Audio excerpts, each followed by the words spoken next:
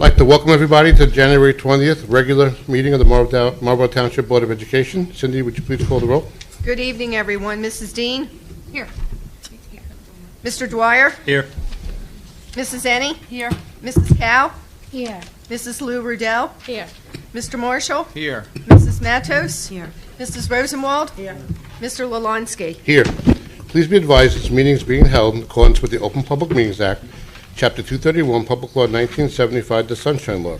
The adequate notice of the date, the time, and agenda has been sent to the Asbury Park Press and News Transcript. It has also been posted and filed with the Marlborough Township Clerk. Copies have also been sent to each district school and other area newspapers in accordance with the law. I'm going to draw your attention to, but not going to read in its entirety, statement of videotaping of public portion of Board of Education meetings, our public session statement, as well as no smoking on school grounds. Everybody please rise and join me for the pledge. I pledge allegiance to the flag of the United States of America and to the republic for which it stands, one nation, under God, indivisible, with liberty and justice for all. Thank you. You going to mention the artwork? Yeah. Hello, everyone. I want to draw your attention to all of the incredible artwork that we have around. The artwork on display in the lobby and the front hallway is courtesy of Defino, and we had pop art self-portraits, cubism self-portraits, Egyptian portraits, 6 pillars of Defino, and some Lego self-portraits, which were highly entertaining and are absolutely adding some life to our hallways. And then in here we have artwork courtesy of Champions, fun things students like to do in winter, and indoor snowmen. So the students have done a very nice job with the artwork. Thank you, sir. You're welcome. I'd like to thank our Emerald Level sponsor, Tara Gostovich, DMD, who is our Emerald Level sponsor for 2014-2015 school year. Mrs. Baragu, the abstracts? Yes, as we do every month, all the abstracts were run on our drivers and maintenance personnel, and they all have privileges and good standing. Thank you, ma'am. Any communications, sir? The only thing I want to just very briefly say, today we had a power outage that affected both Robertsville and Asher, so power went out for approximately 2 hours. I really want to draw attention to how our staff dealt with this, which was incredible, and then also Vinny and all of our Chartwell's food workers. I was at both buildings today during lunches where they had flashlights, and we were seamlessly helping children. So I just want to really acknowledge Vin for his hard work and effort in the face of a situation that doesn't happen very often. But the staff and our staff and his staff did a wonderful job. So I wanted to give them some positive praise. Thank you, sir. Very good. Everybody received a copy of the superintendent's report with harassment, intimidation, bullying HIB report, December 11th, 2014 to January 14th, 2015. 3 incidents, sir. Anybody have any questions? You don't have to say anything about that, do you? Yeah, the only thing I have to say is there was 3 incidents and 2 were confirmed at the middle schools for HIV. Very good. I have a question Sure. about, I have a question about it while we're doing it, so, Sure. because I've been approached by parents, let me get the mic. I've been approached by parents about HIB whose children were accused by, for perpetrating HIB, but have been proven not to. And then these children feel that they have been, that they've been been accused of HIB.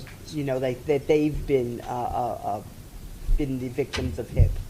So, and then they feel that a letter in the mail to them was not satisfactory with all that they've gone through. They know that the other children have been dealt with because in certain situations that it was an outright lie, that the children have lied to the to the principals, but they feel that now that they are victims and nothing really is done on their behalf as far as remediated other than, A letter saying that they were not found guilty or... Yeah. Well, I think Dana's going to speak about this. That's something you can probably talk about when we get to. You don't need to do it now. It's okay. We can do it when we get to HIB. But if a child is exonerated, they obviously are exonerated. If that child felt that, or if the parent felt that there was a counteract of harassment, intimidation, or bullying, they could certainly ask for any kind of a look into, and we would be obligated and be happy to do that. But it would have to hit one of those defining characteristics. I would encourage that person to reach out to the principal to have a discussion about what happened and what the process was.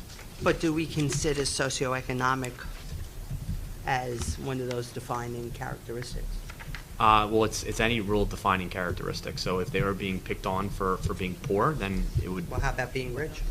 Or for being rich. It's a defining characteristic. It would have to go through the whole process, and then it would have to meet the criteria.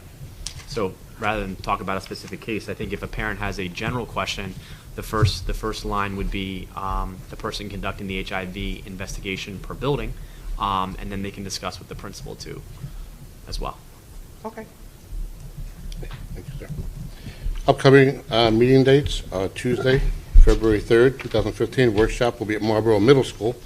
Tuesday, February 10th, workshop meeting here, and Tuesday, February 17th, regular meeting here. Current enrollment is 5,191 students, 267 less than the same time last year. So approval of minutes resolution. John, would you mind reading, please? Approval of minutes resolution. Be it resolved that the minutes of the following meetings be approved as submitted: December 2nd, workshop and executive, December 9th, special workshop and executive, December 15th, regular and executive, January 6th, reorganization and executive. Number 2, authorization to release executive session minutes. I so move. Thank you, John. Seconded by Victoria. Any discussion on the minutes? Seeing none, Cindy, please call the roll. Mrs. Ennie? Yes. Mrs. Cow? Yes. Mrs. Lou Rudell? Yes. Mr. Marshall? Yes to January 6th, but abstaining from the December meeting dates of the 2nd, 9th, and 15th.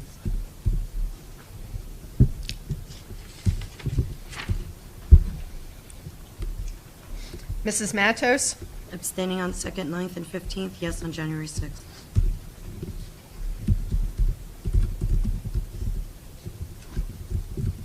Mrs. Rosenwald? Yes. Mrs. Dean? Yes. Mr. Dwyer? Cindy, I must abstain on December 9th, the special meeting, and December 15th, both the regular and executive. And the remaining? Yes. Remaining, yes. I'm sorry. And Mr. Lelonsky? I'm going to abstain on the 6th of January, and yes on everything else. Thank you. Thank you. Everybody received what? I made a mistake. What? I need to abstain I on came late. reorganization. I came late on January 6th. Say what? She wants to adjust her. I need ahead. to adjust because I Sure. came late on January 6th. Okay. Sorry about that. Okay. Okay, thank you. Everybody received a copy of the Secretary of Business Administrator's Report, Food and Payroll Certification, and Investment Report. Do we have any questions or comments on those? Seeing none, just right before I open the public session, tonight we have Mark Zinnemer here, is the board's attorney. The board and myself, we received many questions regarding Common Core, opting out. Oh, you're fine. I just wanted you to maybe address some of those up front to make it easier. If other people have other questions afterwards, this way they can hear your responses up front, your advice to the board. So, Good evening, everybody. I know there's been a lot of questions lately about Park and opting out and whether there's an opt-out and so forth. My firm represents probably about 40 or 50, sorry that my back is to certain people here. My firm represents probably 40 or 50 school districts throughout the state of New Jersey, and we've been getting this question quite a bit lately about what are rights and responsibilities of parents, what are the rights and responsibilities of school districts vis-a-vis the Park assessment. And the Department of Education has also issued guidance on this topic, as well as the executive county superintendents in each of the various counties. The long and the short of it is that Park is a mandatory statewide assessment. New Jersey code provides that students shall sit for all statewide assessments. There is no opt-out that I'm aware of, that I've seen in any law or regulation that allows a parent to opt out from having their child take the test. The truth of the matter is we can't force a kid to write on a piece of paper or type on a screen, so if you don't want your child to take the test, don't send your child to school during the hours in which the test is being administered. Another common question that I get is, does the school district have to provide some sort of alternate instruction to students? Do we have to provide math in some other location? Do we tutor the students? And the answer, quite frankly, is no. The law does not require that any type of alternative instruction be provided to the students. So if the student isn't going to physically take the test, they could certainly sit and read a book or do something else. But the district's under no legal obligation to provide any type of alternative instruction to students under those circumstances. So is there anything else that you'd like me to cover? That's pretty much the Department of the State. Did you just say, Mark, they can read a book if they come to take the test? Well, they're not supposed to be, they don't have to do alternate instruction is really what I was referring to. So in other words, the teacher doesn't have to be providing private instruction to the student while the test is going on. The student should be sitting at their desk and not interrupting and disturbing other students. So what that student does during that period of time is really going to be up to the teacher. Public session. Public session. Can I say something? So if the teacher allows, let's say our teacher allows the child to sit there and just sit there or read a book, that's not distraction. What if that's a distraction to other children? What if my son's sitting there taking the test, Johnny and Lisa are reading books? Isn't that a distraction to my child? So they don't. The student who's not taking the test should not be doing anything to distract the other students, obviously, because that could compromise the results of the exam. If there are disturbances in the classroom and that sort of thing. So it's going to be up to your, it's going to be up to your administration in consultation with the principals and so forth to determine what those students are going to be doing during the test. As far as I know, each district that I'm aware of is kind of handling that differently. Some districts are saying to the students, you're going to sit at your desk and you're going to sit quietly and you're not going to disturb other students. Other districts are saying that if students want to sit there at their desk and do other homework for that class, they can do that as well. The key, I guess, to your point is that they shouldn't be disturbing, and I agree, the other students who are taking the test. So it's up to the discretion of our district how we're going to handle that? On a case-by-case basis. Will the teachers be legally allowed to put those students in the back of the room or in a library setting rather than where the test is being administered? Is that an option? Is that your question? Is it legally an option? It is legally an option, yes. I'm not suggesting that's the right thing to do, and I would defer to the expertise of somebody like Dr. Hibbs, who would decide what is the best place for those students who are not taking the test. And I've seen it being done in a variety of different ways, some where the student's still in the classroom with the other students, and I guess another option that you point out would be to put them somewhere else. I defer to the educational expertise of Dr. Hibbs on something like that. Thank you. The other thing, Marcus, you addressed the Common Core as a whole, as a district, opting out of Common Core. Yeah, the state has mandated Common Core, so opting out of Common Core is, again, not an option. It's something that the state of New Jersey has mandated, and until the state of New Jersey says something differently, we're all bound by Common Core to adhere to Common Core. And the State Board of Education, I think there was a resolution that was passed out tonight as part of your agenda here, a resolution in support of commitment to the Common Core passed by the state of New Jersey. So we're bound to it, whether we like it or not at this point. Thank you, sir. My pleasure. I'm going to say simply, I know a lot of people have also come to me as well, and I've gotten emails, and I know the board members have been, that the board hasn't spoken on Common Core. The board has, so this is Mike speaking, because I can't speak for the board, because this is an issue that is sent us to the state. We have, like you heard, we have to do Common Core. So I'll give you my feelings. My feelings are, if I was going to do Common Core and if I sat in the board in the state, I would have started at kindergarten. I would have started at first grade. I would have followed those kids through to the end and made a smooth transition. Am I going to tell you that every teacher, I've heard some stuff not taught not being on the test. Teachers are human. They taught a certain way, a certain amount of years. We flipped the switch. This gentleman beside me instituted Common Core in the proper way as mandated by the state. We flipped the switch. A teacher's going to make a little mess up here and there because it's a learning experience? Yes. Dr. Hibbs, as in my conversation with Dr. has assured me he's not going to let our kids fail. What does that mean? I can't tell you that a 90 is going to be an 80, a 70 is going to be a 65, that a test may count or may not count. It's a growing situation. He's going to watch every exam, every testing thing, and take it on its own merit. If at any point he feels something is way out of line that's causing our kids harm in the future, he's assured me he will take the proper action. I can't tell you what that is, and he can't tell you what that is, because we don't have a crystal ball. Well, and you're referring to common assessments. Get the public So session. the common assessments will be looked at on a case-by-case basis to make sure that the assessment we gave was a valid representation of what we wanted the students to learn. Well, You can't speak. one second.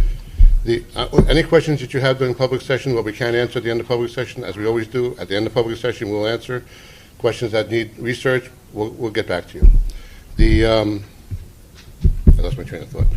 Open it up for anybody that wants to talk. That's Yeah, why don't we just open it up and then I can talk after. Do we have flip over names? Yeah. Sure. Oh, God, there's so much to say. Bonnie Gabazon, 2 Harvest Court. I've been coming to these meetings for the last 4 or 5 months. Previous to that, I had never gone to a board meeting. I kind of came here with seeing the big picture in education. I had been watching it as a big picture for 2 years, and then really became compelled to come here when I started to see it in my children's classroom. I was going to, and I've been talking about how to go about all this or my thoughts on it all along. I need to compose myself a little bit. And I was really going to take a different approach tonight and really speak from the heart, but I really need to address some really concrete things. So there is no opt-out, and I'm saying this also for parents who are here because many of them are hearing it for the first time. You know, when I came last week and the room was filled with people, and I was surprised because for the last 5 meetings it's been a handful of people speaking about Park, Common Core, testing, everything that's going on. And I came last week and the room was filled with people. I was like, okay, you know, I didn't even know what the agenda was. I came and I learned a lot that night. I learned a lot about Chinese culture, which is great, but I also learned that there's power in numbers. And after all of the people who are here speaking to put Chinese New Year on the calendar, after everyone had spoken to public session, the board, 3 members of the board got up and addressed them and spoke to them. A much easier topic maybe to speak about because what's going on here is huge. It's a big picture. And to speak to the people who are first joining this chorus of voices throughout New Jersey, throughout the country that are really, you have to see it. It's been on New Jersey 101.5 for the last week. It's going to be a huge dialogue, and you guys really, we all need to be a part of it. So basically, No Child Left Behind Act, the federal level, instituted these Common Core standards that states, I believe, willingly adopted, even before seeing them, as a means to get federal dollars and whatnot. So the state level is the Common Core assessment, well, a federal Common Core being implemented by the states. That's mandatory, we know it. To test these Common Core standards, we're using this high-stakes testing. In New Jersey, it's the Park. Originally, Park was in almost 30-something states had adopted the Park. It's now down to 9. They're dropping like flies. New Jersey will be the last to go, I promise, because they are the head of the, whatever the caucus of Common Core states is. So that's going to be a tough one. The only way we're going to do away with this, and I believe it's a huge corporatization of our children's education. It is big business coming for our children's minds. You see it in so many respects in life, big agriculture, big medicine, it's big business, it's big education now, and they're coming for my child's mind, and I'm going to fight for that. So basically, you say there's no opt-out. There is no opt-out, but it's always a parent's right to refuse testing for their children. That is our right under the Constitution. Number 2, hold on, I have these written down. So then I'm going to go back to what I had prepared. They will tell you there's no opt-out. You can refuse. That is your right. We've been told the only way to not take the test is to keep your children home. I'd like to see the law or what legal grounds you can tell us you must keep your child home. I didn't say you must. No, you said if you don't want your child to take the test, you have to keep your child home. That's false. That's false. Hold on. I've also been told that the only option is sit and stare, when the park regulations is that anyone who is a non-test taking student, and refusals are non-test taking students under park guidelines, they cannot be in the testing environment, i.e. the classroom. Okay? If it came down to sit and stare, or my kid has to read a book, I will refuse no matter how I have to. But districts across the state are coming up, their boards are coming up with policies that are non-punitive to parents who want to opt out, to refuse. I don't even want to say opt out. There is no opt out. It's a refusal. So I don't understand why Marlboro, and here's my question tonight, why can't Marlboro be one of those districts that will support parents who want to refuse this test? Why can't you provide them a non-punitive, alternative environment for those students? It's a simple thing. It's a small thing that is going to make a big difference. And there's no reason why, because,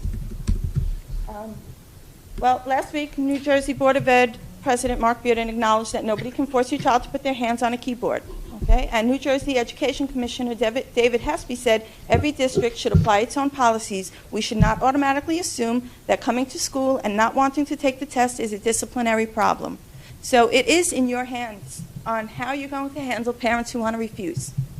And that's that. And I am going to read what I brought now, but that was just an aside. And I hope I don't take too long. It looks like a lot. So I'm here against Park. I was going to talk about how the board hasn't spoken to us, but I really think it's a growing dialogue. I'm not even going to say that, but I do believe that you really need to pay attention to all of it. You know, I learned everything I had just going online, reading, listening, talking, you know, and our kids' educations are in your hands, and you guys need to be educated to exactly what is going on. How you feel about it is another story, but at least come to it with all the knowledge that is out there. And at each meeting, I've spoken about some of the reasons parents all over the state and country are refusing the test, and they are refusing the test. Last year in New York, 60,000 students refused the test. Of the almost 30 states originally participating in PARC, they've all backed out. Now we're down to 9. I'm sure many others will be speaking about the many reasons this huge experiment in high-stakes testing is a huge mistake, so I'm only going to focus on one. And my main objection is the way in which the test prep for the high-stakes testing is replacing actual learning. I love kids. I've always loved kids. When it was time for me to choose a career, there was never a second choice. I received my undergraduate and graduate degrees in early childhood education from Brooklyn College, and 7 years of study, 10 years of teaching, and 15 years as a parent has taught me a lot about how children learn. They learn through play, they learn through literature, they learn when they love reading, and they learn when they love writing. They learn when they can be creative. They learn from each other in small groups and large groups. They learn when school is fun and when they're engaged. With good teachers and a curriculum that revolves around how children learn, kids fall in love with learning, and the sky is the limit. For the most part, that had been our experience here in Marlborough since my children entered the school system 15 years ago. Suddenly, that has all changed. Suddenly, the focus is this test and the test prep. The focus is on reading an overwhelming amount of expository text on a computer screen and answering questions. How can that possibly instill a love of reading in young children? My 6th grader has read one novel all year in his honors English class.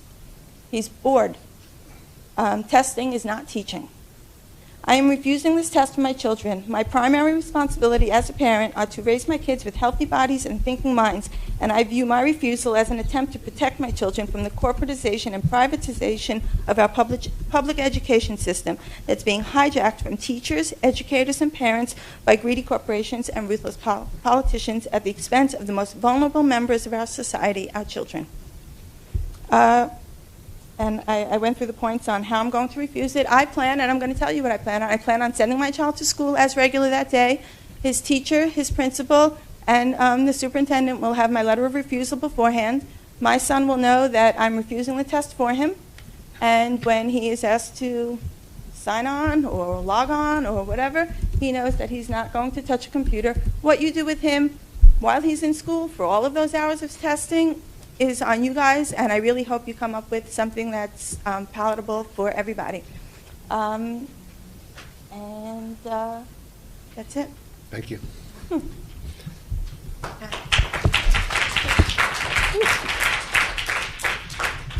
Get the clipboard. Next name is Leslie Scarbeck. I just need name and address on the microphone, please. My name is Leslie Scarbeck. I'm from 270 Deerfield Road.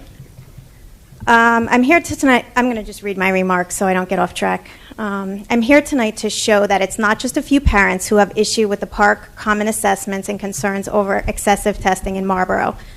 Personally, my main concern and questions tonight are regarding the district common assessments, as these are areas that you, Dr. Hibbs, and the board have direct control over. After speaking before the board in November about concerns regarding excessive testing, I have read over your response on testing on the district website. The website states, "No assessment we will ever administer in Marlboro will be 3 days long." Again, as I stated last time I spoke here, that may sound great on paper, but since we are currently in the midst of second quarter common assessments, I wanted to just tell you about my experience with this. Today was day 6. I have to put this down because my hand's shaking. Today was day 6. I can't even see that. Today was day 6 of 8 straight days of assessments for my 5th grader. So let me repeat that. She has had some form of assessment Monday, Tuesday, Wednesday, Thursday, Friday, Tuesday, Wednesday, Thursday, consecutively. I doubt that even college midterms are so many days of consecutive testing. So let me break that down. Last Monday and Tuesday were ELA reading assessments. Wednesday and Thursday were writing assessments. Friday was a math performance task. Today was the math common assessment. Tomorrow is a science midterm, and Thursday is a math common. And Thursday is the social studies midterm. I don't understand how at the elementary level this is not considered excessive testing. 8 straight days of assessments. Now let's talk about these assessments. I have one daughter in grade 4 C-level math and another daughter in grade 5 B-level math. So essentially they have the same math curriculum. After the most recent common performance task last Friday, I overheard my girls discussing it, and here are the words that they used to describe it. Impossible, confusing, the teacher had to explain it to us, ridiculous. So here's what I question. Both of my daughters have a 98 average in math. So how can 2 students with a 98 average be so baffled by these common assessment tests? Today, the math common assessment that my grade 4 daughter received an 80. So her average of 98 came down to a 95. Of course, that's still strong, but my point here is the discrepancy when it comes to these assessment grades. Why do these assessments need to be so out of proportion in complexity compared with the tests given throughout the quarter? I know the response will be, Common Core is rigorous, Common Core is challenging, so these assessments need to be rigorous. But let me assure you, these tests, to me, do not seem to be in line with the tests and quizzes given each quarter by the teachers, yet they count towards our students' grades. The district website states, the district's philosophy is that all assessments are designed to guide instruction. Teacher will use the data from any assessment to help the children learn. Well, if this is truly the case, then why are these assessment grades counting towards our children's final grades? As much as I tell my girls grades don't matter, just try your best, we all know that grades do matter. Grades count toward placement in grades 4 and 5, and in middle school they count toward entry into the competitive regional high schools. In conclusion, my opinion is that I see a direct disconnect when it comes to our common assessments, and I urge you to reconsider these tests. 1 day per ELA or writing seems much more appropriate at the elementary school level. And I also encourage you to consider how many days in a row these assessments can be given. Here's my last point that leads to my questions. The district website states, the district is currently analyzing research on assessment pressure, and we are developing a survey to see how our students are feeling regarding assessment. So my question for you is, has this survey been conducted yet? And do you have any plans to reevaluate these assessments and how they count towards our students' grades? Thank you. We'll respond at the end of public session.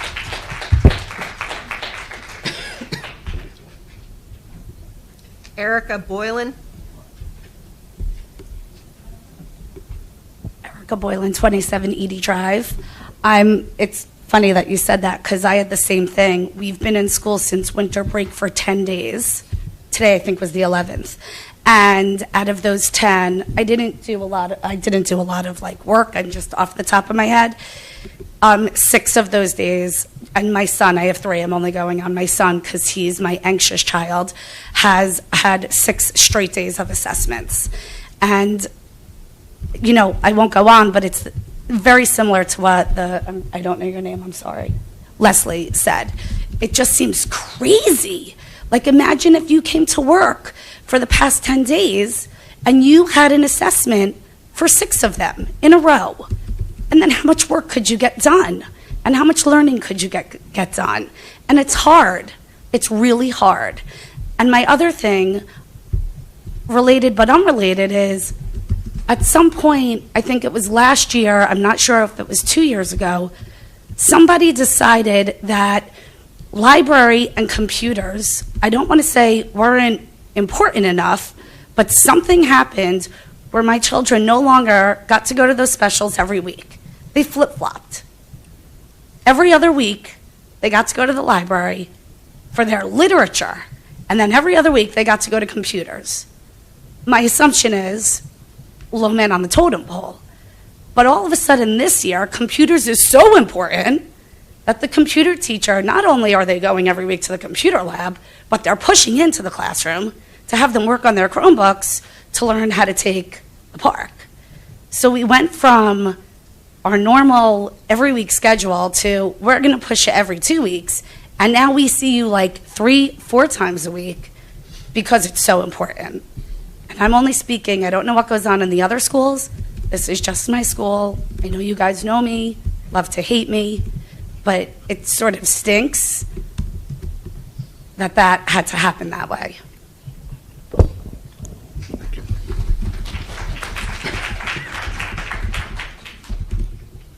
Jennifer Wexler. Hi, Jen Wexler, 46 Damascus Drive. So many wonderful things have been said, and I am a high school English teacher. I love to read. My children hate to read. My children hate school. My children hate everything about school. I went to the school that they are currently attending, and I loved it. I see what comes home, and it's really quite disgraceful. We have wonderful teachers who are being sold short on their creativity and their genuine care for the profession by choking these children with nonfiction text after nonfiction text, hours of homework. There are nights where I've wanted to come, have not been able to attend because we've had studying, projects, and homework. My children are in 2nd and 3rd grade. Now, I don't have honor students. I don't have genius children. I have average, happy children who are miserable to go to school. But having said that, I had some questions, but I'm getting the impression that if I ask them, they just kind of go into nowhere. So if I ask a question, is someone answering it, or does it just get recorded and that's it? At the end of the public session, we answer whatever we can, Okay. and if we can't, we'll get back to you. Thank you. Okay. Okay. I'm new to this. That's fine. Even though I'm in education, I'm on the other side, so I don't really know how this works. I was under the impression that we adopted the core in exchange for some type of monetary something. And with that money, we were able to invest in new technology. So I just wanted clarification on that, because it seems like, from what I understand, there was some kind of money for core exchange. And I was just also curious as to see what data was supplied to everyone in the decision to take on the Common Core. And I also want to know what Dr. Hitz thinks is so, I guess, appropriate about the core for the residents of Marlborough and our children, since we've had such a successful academic, career as a town. It has been very successful. We have successful high school students that move on and have wonderful careers. So, we're in an area where our educational system has worked. So I was just curious, from your standpoint, as to what do you think works with the core? I also am interested in understanding why our district thinks technology makes our students smarter. As a parent, I limit the amount of technology my children are allowed to interact with. I can't control what goes on at school. My children have Chromebooks, we have an Xbox, we have an iPad, we have computers, we have all that good stuff at home. I don't think it's healthy for them to be glued to it. I'm starting to feel like that's what's happening at school. I'm also very concerned about my children when they sit in front of a computer screen to take a test. And the flaws in the test are a totally different bullet point. So that's another thing I would like clarification about. Another thing I would like clarification about is the parents who are unhappy with Marlboro's decision to implement the core. I realize it's from the state, but we're unhappy. And basically, the park is a result, the park is assessing the Common Core. So we can all complain about the park, but the park is going to stay because it's assessing the core. So we have to get rid of the core in order to get rid of the park. Yes, we can refuse the park. I am planning on refusing the park. I just don't think it's healthy for any child to sit in front of a computer. Again, there are flaws with the test that I will address. However, I would like to know, as a resident, as a taxpayer, as a New Jersey resident, what do parents have to do in order to let the state know we're unhappy? Do we have to call the governor? Do we email the governor? Do we email Dr. Hibbs? Where does our assault get directed? Because we have a ton of energy and we need to channel it if we want to be heard. And I feel like, we don't know what to do. So if that's a question you can answer, that would be very helpful. Whether you agree or you don't, just to direct us so that I'm not emailing this one and that one and it's going into no man's land. Tell us who to call or email so that we can kind of organize, get it together, and move forward. And again, this is not an attack against you. No, Okay. I'm not taking it that way. Okay. So let's go back to the park. The park assesses the Common Core. Okay. We have no core, we don't have the park. So it's an easy solution, we just have to get rid of the core.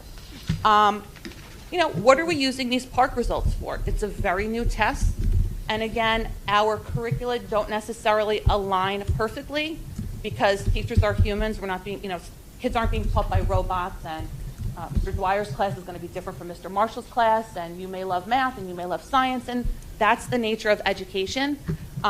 So every kid is going to kind of get a little bit of a different emphasis from their teacher, but ultimately this data is going to be utilized, and I would like to know what this data will be utilized for. I want to know, what are they going to use this park data for? How long is it going to stay with our children? What if our children have anxiety issues that we don't want to necessarily classify with a 504? We don't want to get an IEP, but we have a nervous kid that's terrible at taking a test. So now we have this test, what are we doing with it? And again, I have a second and a third grader, so I'm not even thinking about high school, even though that's where I am every day. But, okay. I was also wondering, have you seen the park at the different levels? And I was interested in your feedback about the specific grade levels, the content, the Lexile, et cetera. In addition, the distractors on the multiple choice sections, which I find to be ridiculous. Now, I spend an awful lot of time as a teacher, as an English teacher, teaching students how to read better and how to read closely. The Common Core has a huge emphasis on close reading and annotating skills, which require a pen and a paper and a book, and all very hands-on things. Highlighters, sometimes pictures for certain students.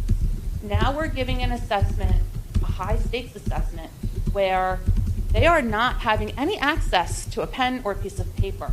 So ultimately, we're teaching a skill which is valuable, which I hate to tell everybody, but teachers have been teaching for a really long time.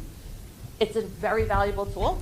Now we're telling them, take all of this writing, all of these notes, sit in front of a computer and click between screens.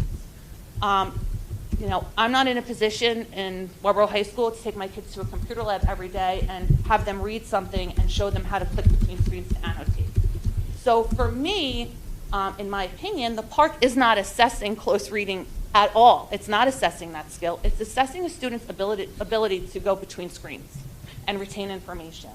I can't read off of a computer screen. Pardon?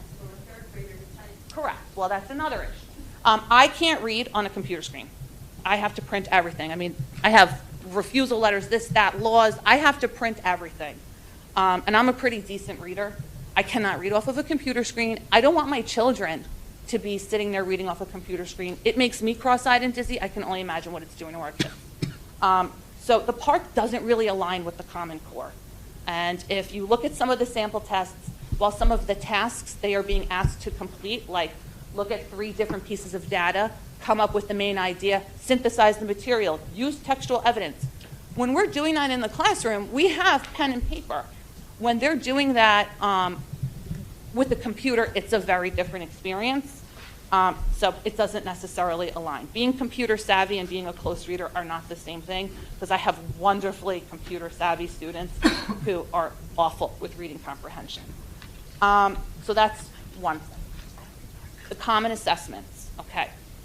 I'm done studying for common assessments. I think it's ridiculous. For 2nd, 3rd graders, I mean, we had midterms last year, now we have common assessments. What are they used for? What are we doing with them? My 3rd grader said today, I wish I was in 2nd grade because we didn't have so many tests. I don't even know how to answer that because she's not wrong. When they're wrong, they're wrong. She's not wrong. They're constantly tested. She hates school because there's quote unquote too much paperwork and we just sit there. I have a bin of projects that's dusty. We haven't added any projects to that bin in ages. We're really stripping children of their childhood, and it's sad. So I would like to know if there's any data that you can provide us as the public that supports data for the public that supports that the common assessments are useful in any way, other than it's just data and all the kids did terrible on it. I don't think it's a reflection of teachers when students do poorly on tests that don't necessarily align with what they're doing in their classroom, because again, every teacher does things a little bit differently, and that's kind of the beauty of education. I don't do core detailed homework. I'm not going to have my kids do keyboarding homework to make them more proficient typers or a test. Again, it's way too much time spent between Study Island, ST Math, Cordy Town, RAS Kids, and I can't Achieve, which I've had to use myself. It's so boring. It's boring. My daughter had no idea what she read. It was 3 sentences. I said, sweetheart, I don't even know what it is. It's so boring. I'm done. It's ridiculous. So whatever we can do, we do. And if my daughter's grade is suffering as a result, I don't care about her grades. I care about her well-being. But keyboarding homework is excessive, I feel. And again, this is not a reflection on the teachers. They're doing what they're told to do, and it's not their fault, but it doesn't make sense. If we have 2 months of testing from March to April, for all of March and then April until May, and the park is essentially testing that we followed the Common Core curriculum, why are we in school in June? We're done. I don't understand that. So what are we doing? It's pretty useless. If we're running around taking all these tests to assess that all of this has been completed, why are our kids sitting in school roasting away in June? We can pull them out. A friend of mine is also here. She has questions about why there are still midterms in middle school. I know we had midterms, I believe it was last year. And correct me if I'm wrong, but I don't get it. It's too much. They're little brains, little people, and we're asking them to retain a lot of knowledge from a long period of time and spit it out on a test that doesn't necessarily align with what's going on in the classroom. So if you could answer those questions, that would be really helpful. I appreciate that. Thank you. You got it. I think that was a record for questions. That's okay. It's good questions. Stacy Katina. I think all my questions are already been answered. Thank you. Mary Ricardo. Thank you. Anybody else who didn't sign in? Sure.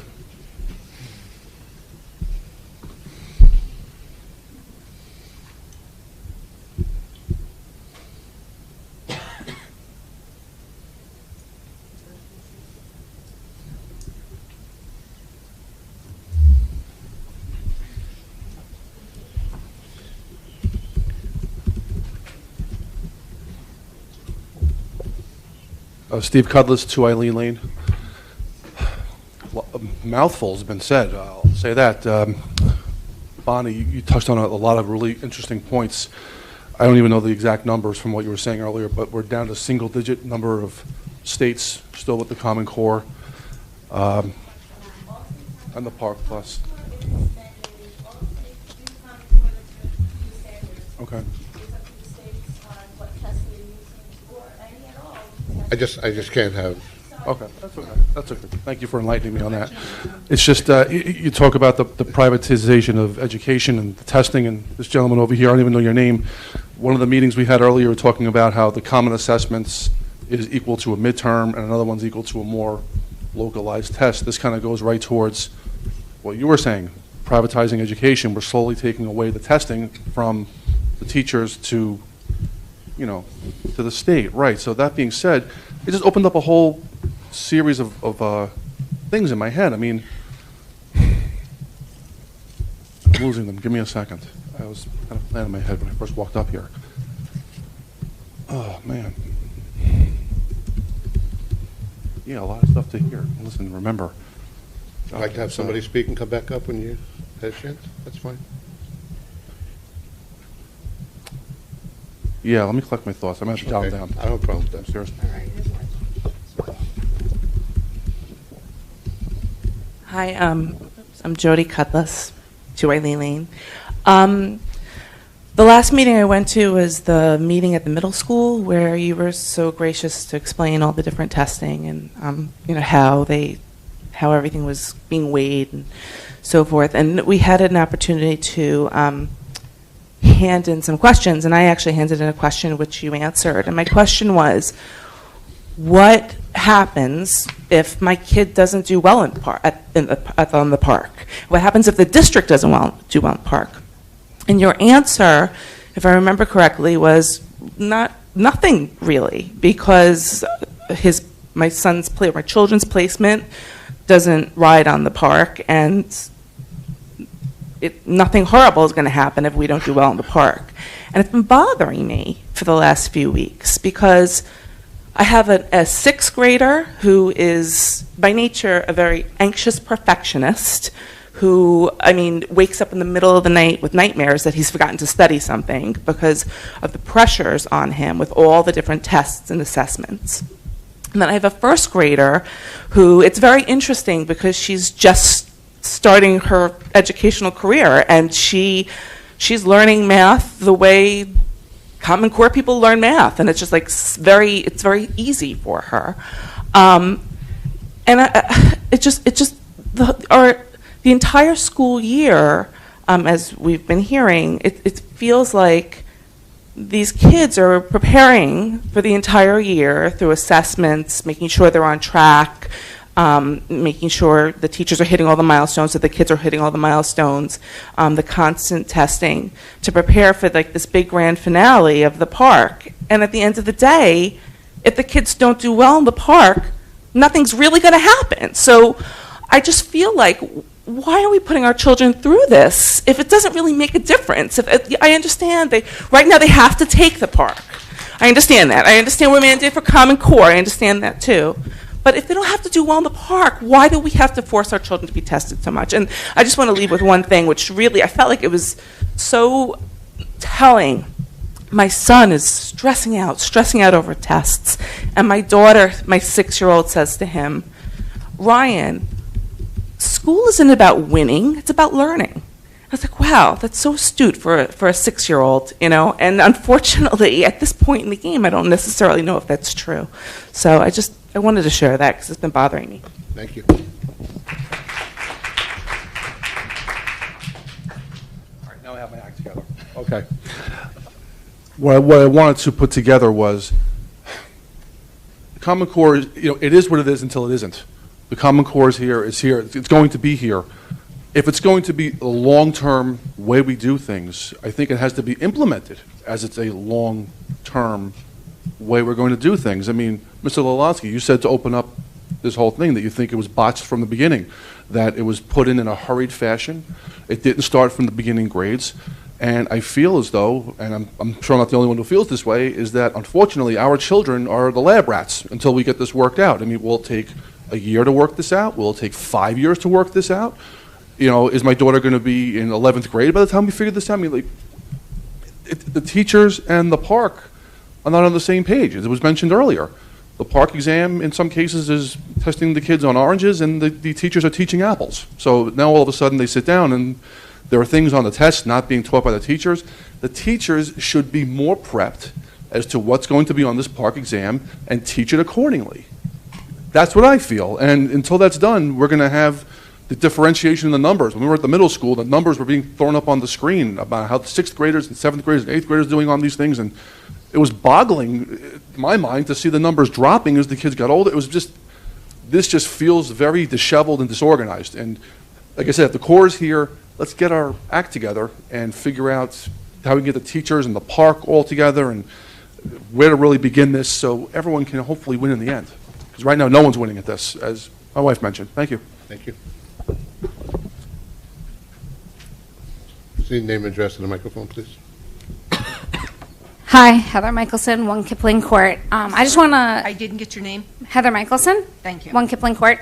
I just want to address a couple of things that weren't addressed about the common assessments and the common performance tasks, because I think implementing them the way you guys have, where sometimes they count, sometimes they don't. The kids always take them, but the kids aren't always prepared for them.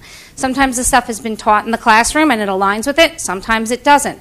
But you're still doing it. You're still giving those tests on a regular basis. I have an elementary age 4th grader and I have a 7th grader. My 7th grader may or may not want to apply to some of the academies or some of the programs in high school. His grades matter. If he has a 95 in a class because he has worked all quarter to have a 95 in that class, why should he be sitting home at night for a week waiting for a common assessment in literacy or social studies, biting his nails, wondering that test was so not in line with what I learned. It was so difficult with, I'm going to give you 3 answers that are correct, and you're going to have to pick the one that is the most correct, or none of them are correct. That is not a 7th grade skill. That type of critical thinking is not aligned with what 12-year-olds are able to do. So the tests aren't in line with their mental capacities. They're not always in line with what they've learned in class. And so he's worried he's going to get, not only that his grade's going to drop, but that he'll be kicked off honor roll, that he won't be able to make some of the academies he wants. Why should he be worried about that? If he works all quarter long to have that 95 with homeworks, with projects, with tests, with quizzes, with going to extra helps at lunchtime, why does he have to worry about one test taking his grade down because he wasn't appropriately prepared in the classroom for the type of test? Maybe the material is in line, maybe he was taught the material, but the way the test is being given isn't appropriate. And I will just go back. Her daughter might have taken 10 days worth of tests. My 9-year-old on one day took a Common Core writing assessment, a C-level math assessment, and her Common Core science test. Do you think that's appropriate for a 9-year-old little girl to have to take that? And I will tell you another thing that happened in 4th grade, which was the social studies Common Core, which they did count, common assessment, I'm sorry, did count for first quarter. That was not in line with what they had learned. She had learned about government in her school, in her class, and the test had nomads, involuntary and voluntary immigration, which was not in her book, was nowhere to be found, was not words we could find, and that one counted. And her grade went from a 98 in that class to a 92. Now, I don't really care what her grade is, but it's just not appropriate. She's already in her C-level classes. I had to deal with some of it last year with some of the other schools with the CPTs. Some of them were teaching the math on a problem of the week basis, and they were learning it at home, and my school wasn't. So my daughter, who had great grades in math as well, she wasn't learning what some of the other elementaries were. You're not in line with every elementary being on par with what every other elementary is doing. You're not in line with what is appropriate age level stuff, and the common assessments it's like time for them to go. The teacher should be giving a test on the material that the kids have learned that is appropriate for their age. I mean, that is just what I think. Anyone else in the public wish to address the board? We have an hour, so we have like 2 more minutes. So, okay. I just want everyone to understand. Excuse me, ma'am, did you? She signed Yeah, she did sign it. Yeah, She did. I did. Okay, thank you. Okay.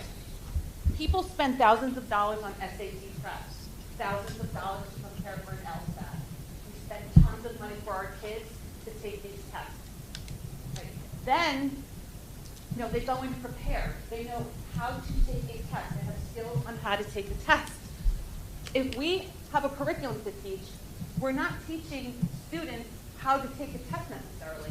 It takes months to show them those skills. So you're talking about those questions. That's a skill.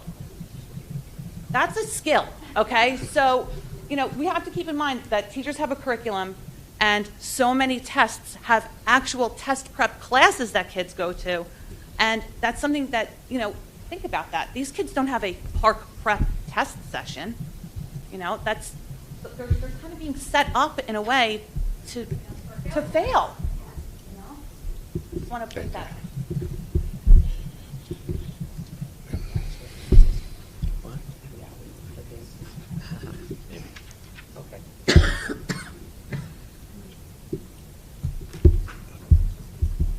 Gloria Barenberg, 21 Vista Drive. I've talked about this subject before. This is probably the third time I'm bringing this up, and I hope somebody listens.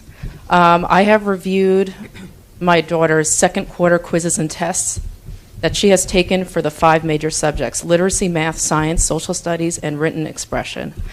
In the second quarter, the one we're currently in, she has taken a total of 15 quizzes and 14 tests for the second quarter, 7 of which have been assessments.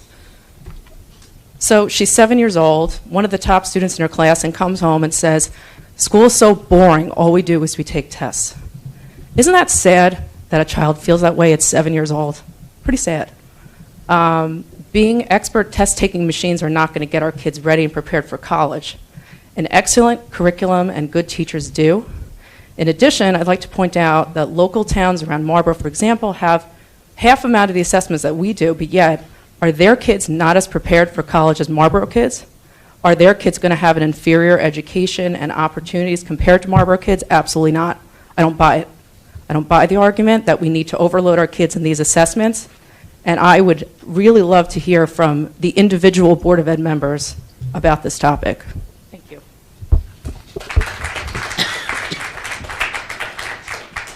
Anyone else in the public wish to address the board? Seeing none? Sir? Okay. Let me first say that I fully understand your passion for your children. I want you to understand that. I hear a lot that you sit at the table with your children crying. I sat down the other day with Sophia for division, and she was crying her little eyes out. So I live the same life that you do, okay? I don't want you to think that I don't understand the rigor that now exists. And what Michael had talked about, and at the very beginning, Michael and John were engaged in a discussion of how unfair they felt it was that our children who were not at the lower grade levels are thrown into this mix of having things being done differently. I want you to understand that I agree with you. I agree that that is unfair for our children above kindergarten, above first, above second, and I have 3 children. I have a first grader, a second grader, and a fourth grader, and it's telling. Sophia has had a much harder time acclimating than my Bella. My Bella is going to grow up understanding nothing different. And I can't sit here and argue the merits of Common Core or not Common Core. I'll answer all these questions that I can. If you ask Eric Michael's opinion on how the Common Core is designed and the differences between how it was and how it is now, I like the shift. I think before you had, and it's pictured as a narrow riverbed that went across every grade level. Kids would hit fractions in all of the grade levels, and now it's turned this way to do a deeper dive. I think, to me, as an educator, as a parent, that makes more sense. Now, that's not me saying that your children aren't going to struggle initially on concepts, because we have turned education this way. I don't know where life will go.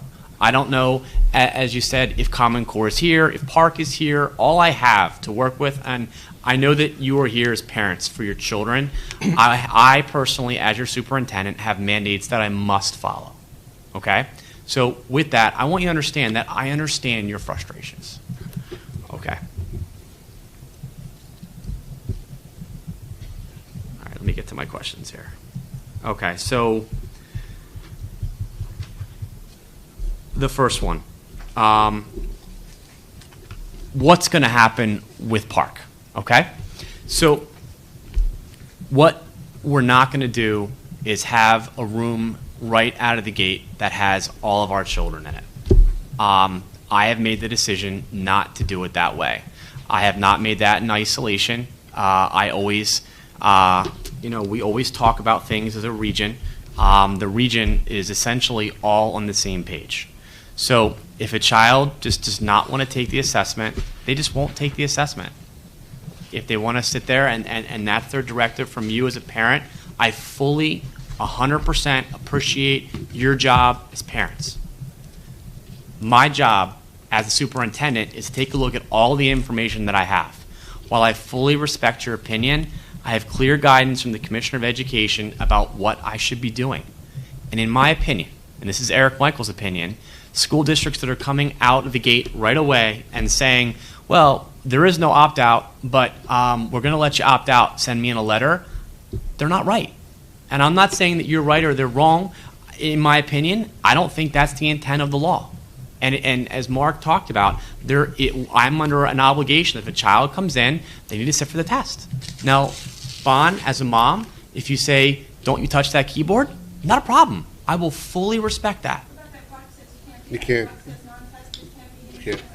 Listen, you can't go back. We will deal with our situations as we absolutely need to. And if a child is invalid and needs to be very respectfully taken to that room, not a problem. We will handle that in a very respectful fashion, 100%. There's going to be no attentions, assigned, for children that demonstrate respectful behavior. The only time that I have to step in and look at punitive consequences is if there is a major disruption. So, for instance, the child picks up the pencil sharpener and puts it through the monitor and says, "Park stinks." Then I, as a superintendent, we have to have consequences. Respectful? Absolutely not. Now, when it comes to attendance, we have a policy. It's clear as day. So I'm going to point you to that, Policy 5200. If a student has over 10 or more unexcused absences, then I am mandated to do a court referral. It's not Eric Michael. It's what we have to do. Yeah. You can do it in the second public session. You can ask as many questions as you like. No, you said you may. No. You said you may keep them home. You as a parent, you as a parent have several options. Okay, you can, if you keep them home, they have to be in school for 4 hours. Our policy actually says, if you dig into it, for attendance, 5,200, 4 instructional hours. I'm not going to count instructional minutes. So if the child is here for 4 hours, the day will count, regardless of whether they go to lunch or anything else that's non-instructional. 4 hours is the mark, counts for the day. Okay? Respectful interactions, we will always deal and treat children with respect, 1,000%. Okay? Okay.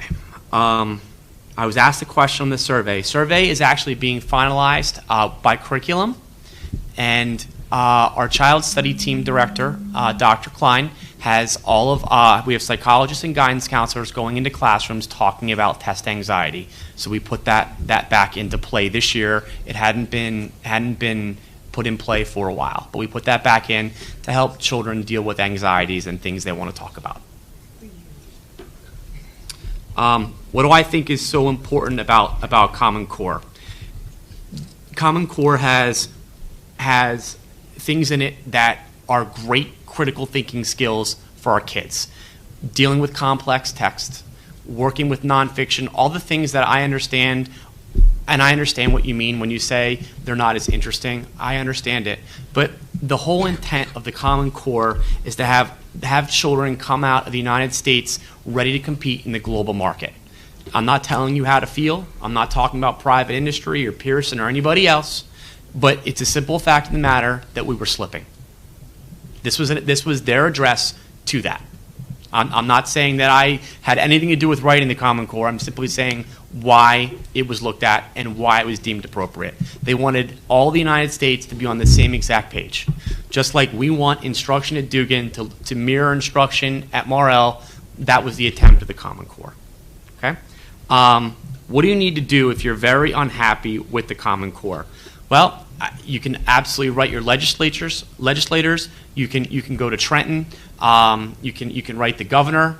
editorials, any way that you want to express your opinion is, in my opinion, is a way to go. If you want us to get you who you should specifically write, see me off grid. I'll be happy to get you specific names and addresses of whom or to whom to write.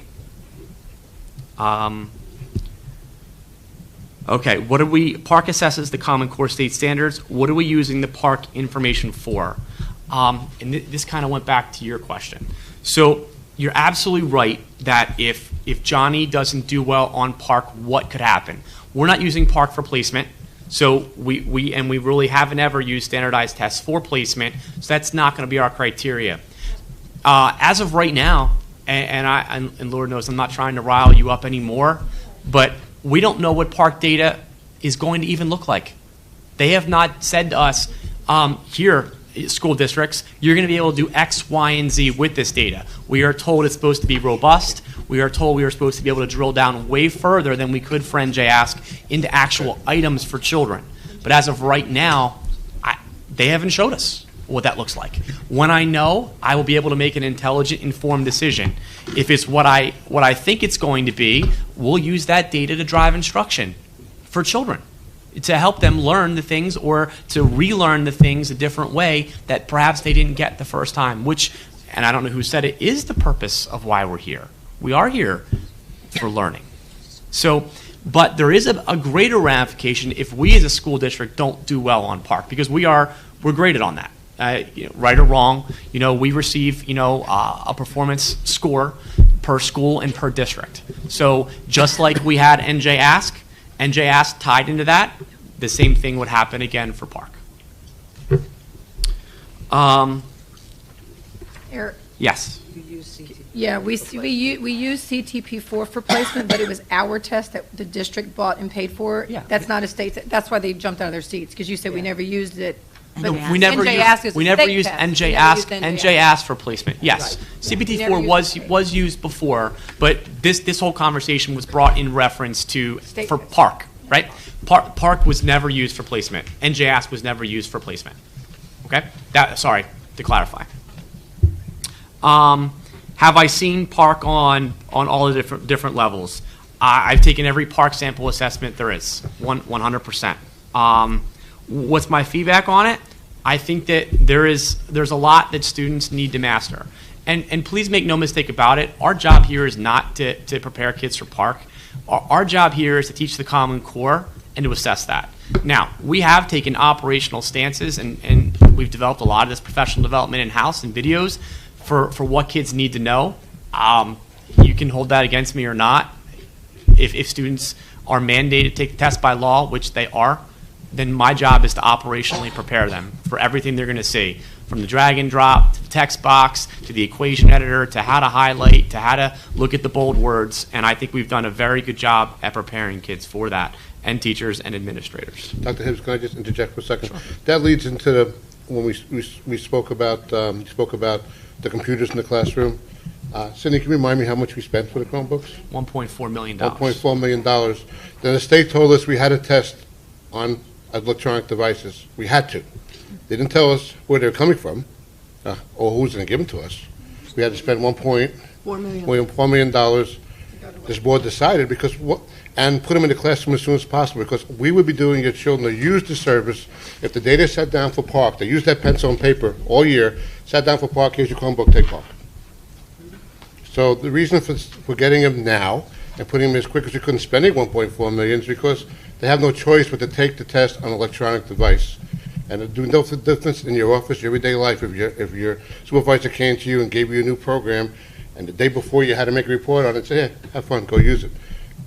They have to learn how to use it, because that's how they have to take the test. And that's why we had to get Chromebooks, and that was the plan, to put them in the classroom as quick as possible. Next year, hopefully they're going home.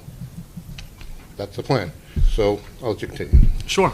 And there's so much more than that, though. Google is truly amazing. It really is. And the Chromebooks had the benefit of that's how we're going to test. But we use the Chromebooks for so much more than that. Instructionally, research. There's hundreds and hundreds and hundreds of uses aside from anything to do with Park that Chromebooks are being used for. The question was raised about the Common Core and the exchange of money. There were federal implications, but I don't know, Sin, do we actually get any money that would have gone, the money that we spent on the $1.4 million would have been district-generated money. Yeah, we got some state aid. I want to say it's like $50,000 off the top of my head. I think it was called Park Readiness Aid. Okay. But $50,000 versus 1.4 is. It was one time? Yeah, we just got it. Yeah, but I don't think we used that to purchase. No, we didn't, no. So to answer the one question, it's not as if New Jersey went Common Core along with the rest of the United States, and then we got a whole infusion of tech money for that. That's just not what happened. There was talk race to the top money, and what happens if you pull out of the Common Core. The federal government really hasn't, they haven't gone far in that discussion. So it's not where we are right now. But I just wanted to be very clear. There's that money wasn't an even flip for tech money. Why do we think technology makes our students smarter? I don't think technology in itself will make you smarter. I think that, obviously a child is capable of learning in a myriad of ways. Technology is simply a tool, just like anything else. How it's used, will help you learn or will not help you learn. So I don't think it does make it smarter. I applaud you for controlling tech in your house. I do as well. And I think that, I agree that it's not healthy if you're glued to it all day long. We as a district, we definitely have said some things we want to see out of technology, but any teacher can use it to how he or she sees fits in the classroom. So, it's going to happen one of a lot of ways. And sometimes it doesn't always happen. The Chromebooks aren't always open in every classroom. But when they are being utilized, it's utilized in an educational fashion. But I do fully appreciate that at home that you have to have parameters, which I agree with 100%. The question was, what are we using the park information for? I answered that one before. We don't even know what the information from park is going to be yet. So I have to be able to see what that information is to be able to use it to drive instruction. The concept of pen and paper. Michael, why don't you take this one? You just went. All students are going to be able to utilize pen and paper, correct? This is Michael Balone, our Director of Curriculum. Yes, all students will be given 2 sheets of paper per subject and then additional sheets as needed. So they'll have paper made available to them. They will also have on the ELA portion of the assessment, there's a virtual notepad as well if they feel that that's better suited for them. So they will have the ability to make anecdotal notes on paper as well. And I'm also, once again, I'm not telling you how to feel, but I want you just to understand from our point of view. Probably not even a week ago, Mr. Balone and I, because we go in and we look at the sample assessments, we realized that Park changed their sample assessments. We didn't get a notification because they don't send out notifications. So it's then our responsibility to help students see what they're going to be expected to do. And I'm not saying I agree or disagree, but the first thing we did was to get that information into the hands of our administrators.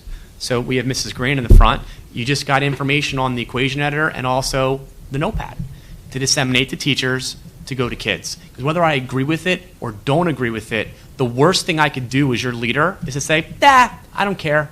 You know what? Let the kids figure out the notepad on their own. That's not what I'm going to do. We made videos for it. We made PD for it. We updated all of our presentations. And that way students will have the opportunity to experience it. I'm not excusing it. I think it's awful. I think it's completely awful that Park literally changes their toolbar around in grades 3, 4, 5, 6, 7, and 8 and doesn't even, they don't tell you. It's incredibly baffling to me. And then when they fix it, what happens is they give you a box this big And for the younger grades, 3 through 5, you have a little box here that you have to click to activate the editor. Hey, that's ludicrous. That's unfair to children. But my responsibility, I got to show them. You need to use this. I'm not saying I agree or disagree. I don't like it. But that's where I am. But that's what we do here, and I know that we're having an intellectual discussion, but at the end of the day, I'm always going to prepare your kids for what they're going to see, 100%. You know, and we have like 80 videos that are up there right now, and that's what I did on Friday. I did the equation editors for the kids to see, and then we also did the notepad. I just watched Mrs. Tardio in action today. I'm going to make her turn red, as she was teaching all of the 8th grade teachers at Memorial with Mr. Pacifico and Ms. Labuza. They did a fantastic job. But that's what we have to do, turnkey to staff, and then help our kids understand.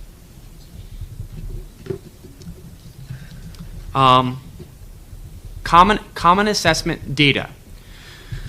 So, what always happens? Michael, why don't you take this one? What happens after every common assessment for, can you talk about just generally what we do with the data for ELA and math, please? I know this was a large topic of discussion after the first round of common assessments for this year. Our common assessments have, in terms of data, what we have responded, in fact, to some requests from parents is each common assessment in ELA and math are going to have a summary sheet of student answers, the standards that are attached to those questions. Students will be reviewing those assessments after they are administered and scored by the teachers. The data will be reviewed by the students. The students will identify where they fell short. That information will then be communicated home to you via a nice one sheet of paper, so you can see the standard, the question type, where they fell short. We also will be providing resources for you that link to the standard, so it will be very user-friendly. You don't have to be an educator to understand it. You can simply type in the standard.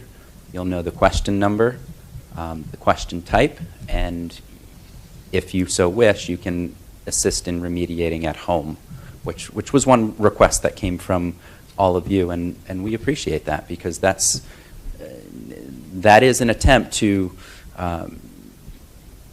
increase communication between us here at the school and you at home. So that's essentially what's going to happen. All of the data is continuously looked at in terms of averages, highs, lows, and anytime we see data that doesn't make sense. Now, you may say, what do you define as not making sense? Remember, if you were at our presentations earlier, well, actually later last year, I think it was December, over at Marlboro Middle, we looked at averages, and I communicated this to you, an average of a 70 or so, 70, 71, 68-ish, is essentially an average score on our common assessments. You will have students who score higher than that. You will have students who score lower than that. But anytime we see a gross difference in those numbers, we're going to take a look at that assessment for validity, for reliability, and we'll act on it. Anytime a new assessment is given to a student in a new environment, not necessarily a new assessment, but a new way that the students are taking the assessment. For example, at the middle school in English Language Arts and in math, common assessments were brand new for them. English Language Arts, the common assessment writing task was not. So we didn't count the literacy piece, we counted the writing piece. So we always afford our students that ability to dip their toe in the water, get a sense of what that assessment looks like, feels like. And of course, you're always going to have students who say, I wish that counted because I actually did well on it. And you have some who say, I'm glad it didn't count because I didn't do so well and I needed that preparation. So our philosophy is we're not setting children up for failure. We are teaching the standards and we're assessing the standards. And when they get a taste for what that new assessment looks like, then they count. And that has always been our stance. Michael, can you also talk about the plan for midterms as well? Sure. I think Mrs. Scarbeck, when you came up, you have children at the elementary level, so they should not have been taking midterms in science and social studies. Science and social studies have end-of-unit assessments, just like ELA.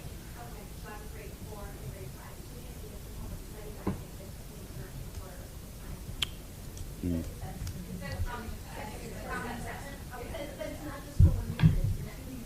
Well, it could be a multiple unit, but they're not. We did away with midterms and finals. Just wanted to clarify that. We do have midterms and finals at the middle school level, and it just comes down to, you might say, why? It comes down to a matter of time and money over the summer when curriculum writing actually takes place. We were unable to address that this past summer. Our plan is to address that this summer at the middle school level. So come next year, the middle school level will have, if all goes as planned, they will have end-of-unit assessments, much like the elementary level, the elementary schools have at this point. And I think Heather addressed or broached the concept of students taking assessments where content was not covered. If this happens, you have to bring this to your building principal, bring it to Mr. Balone, bring it to me. There's never, ever a time ever that I've ever said it's okay to assess a child on something they haven't been taught. Sure. I'm not saying that it didn't. I'm simply saying it's not acceptable. And you as a customer have every right to complain about an unfair practice. That would be an unfair practice. I would need to know a specific about it, and then we need to be able to address it. Because never, ever, ever have we said to a teacher, you're going to assess even if you didn't teach it. That's not how we have the system set up. Principals know, teachers know, if there's an issue, they go to their principal. We can... There's too much back and forth. Yeah. So it's okay. So basically, I think I said in the beginning, I haven't seen the test. I'm not going to deny it ever happened. But as Dr. Hibbs is saying, and this goes for anything across the board in the school system, from soup to nuts. You start with your teacher. To get things done in this district, just start with your teacher. Go to your building principal. The building principal doesn't help you. Come to the superintendent's building. Then you come here, because without that change of effect, starting from the bottom, is never going to change until it's too late. So that's all I'm saying. Dr. Hibbs is agreeing that it could have happened, might have happened, and probably did happen. But he doesn't want. He's also saying he doesn't believe it should ever happen, and he's totally against that happening. Totally against it. Absolutely. If anybody ever assessed my Sophia on something that wasn't taught, I'd be first in line, knocking on the door, questioning, I don't understand what you're doing here. How is that fair for children? And I don't ever lie to you. I have integrity. I have honor. And if that would get brought to my attention, I 100% would deal with it, just like I deal with everything in an ethical manner. So all I can say is I'm not aware. It was never been personally brought to my attention of one specific person to see a test that hasn't happened. I have had people say my child was not assessed, but I need, in order for me to do something, I need to be able to sit down and say, okay, what are the specifics about it? If you want to talk off grid, I'd love to talk off grid. And I think that was the questions, President Wolonsky. Okay. Again, gentlemen spoke about starting in first grade, second grade. I think we're on the same page. Unfortunately, we don't have the choice. We're mandated by the state to turn the switch on the way we did. We're all going to admit there are hiccups. What we are doing, and I feel our superintendent's doing the best that he can. His staff is doing the best that they can. I know our teachers are doing. We have the best teachers in Marlboro. They're doing the best that they can. Look, I in my own business, I have a trucking business. I have drivers in the road for 25 years. The Department of Transportation every few years changes the rules. And they just flip a switch and they say, this is how many hours you could drive, and this is how you got to make a log, and this is what you got to do. I got guys driving me for 25 years. I have to sit in the room and teach them again how to do a thing because DOT changes the rules. Did they get it right the first time? They don't get it right the first time. They've been doing something like our teachers for so many years a certain way. So I know they're trying very hard. There's going to be a slip up here or there. I'll agree with you. There's going to be a slip up here or there. But this gentleman is doing his very best, I believe 100%, to do it right, to do everything he said tonight. And like him, I feel for you. I feel for you. My kids are gone out of district now. It's easy for me to say it, but I feel for you. I will tell you this. I know when your kids go forward, when they get to the high school, when they get through this, if other districts aren't doing the same, you'll come back and pat them on the back because they're going to be that far ahead of those other children that get into the high school, get hit with it because they weren't pushed to do it parked the right way.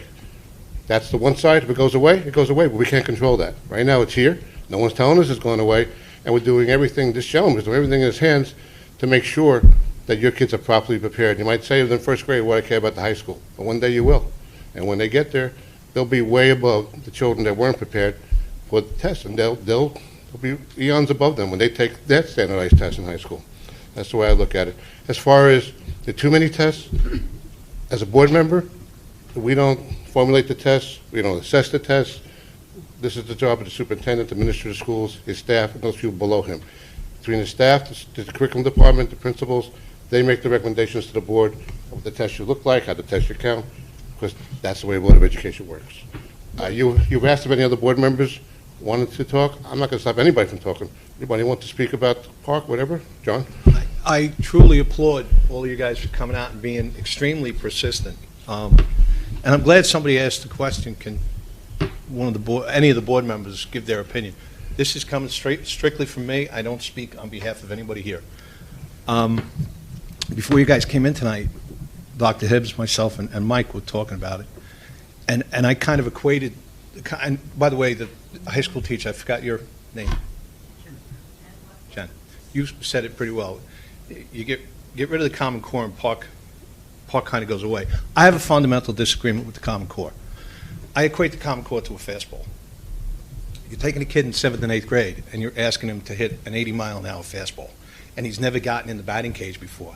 He's got questions coming at him, and I've seen some of the math questions, and I just scratch my head and go, oh, my God, it takes 2 pages to come up with an answer. Or, to your point, you read a paragraph, and there could be 3 answers that are real close, and one, it might not be any of them. I have a disagreement with that. I have a disagreement with Common Core. Testing, I'm not getting into. The worst tester in the world was me. If it wasn't for quizzes, pop quizzes, and homeworks, I would have been dead in the water when I was in, and I was a good student. I've had this conversation with Dr. Hibbs, and I've had the conversation with Michael Malone. Michael Malone wrote we'll call a recommendation for my son, who's now in MAST. And you said it before, and I feel very strongly on this. How are we going to measure up to the other districts? And our 7th graders, 6th and 7th graders, going to be in a competitive disadvantage to other kids in Manalapan or Homedale.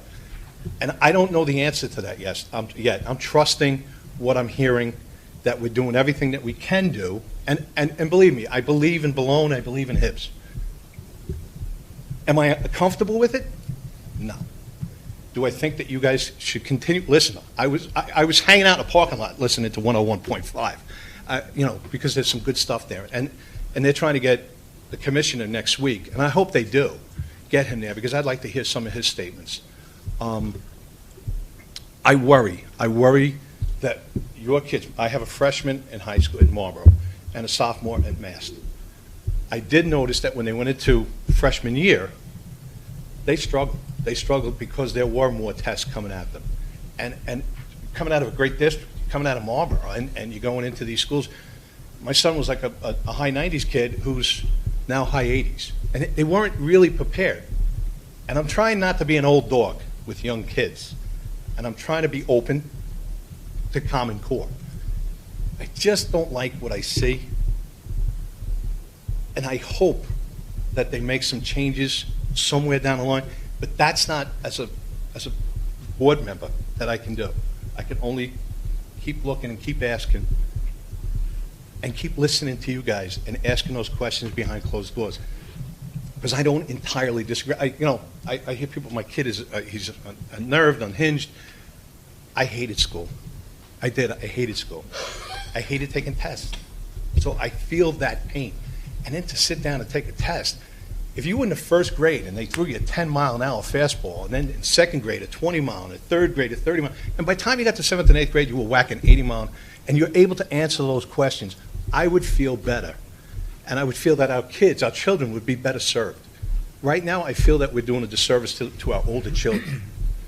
And it's not anybody's fault here, I think, and that's why keep banging away at the state. Keep chipping away. Keep asking those questions. And I do applaud you because we do listen. I mean, we sit up here and we're quiet, but we listen very carefully. And we appreciate what's being said. All we can do is keep asking questions, keep people honest. And I think for the most part, the guys are doing, the administrators in this district are doing the best they can.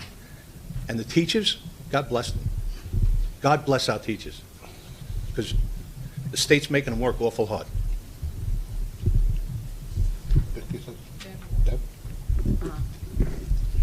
Yeah, thank you again for asking the board members to speak.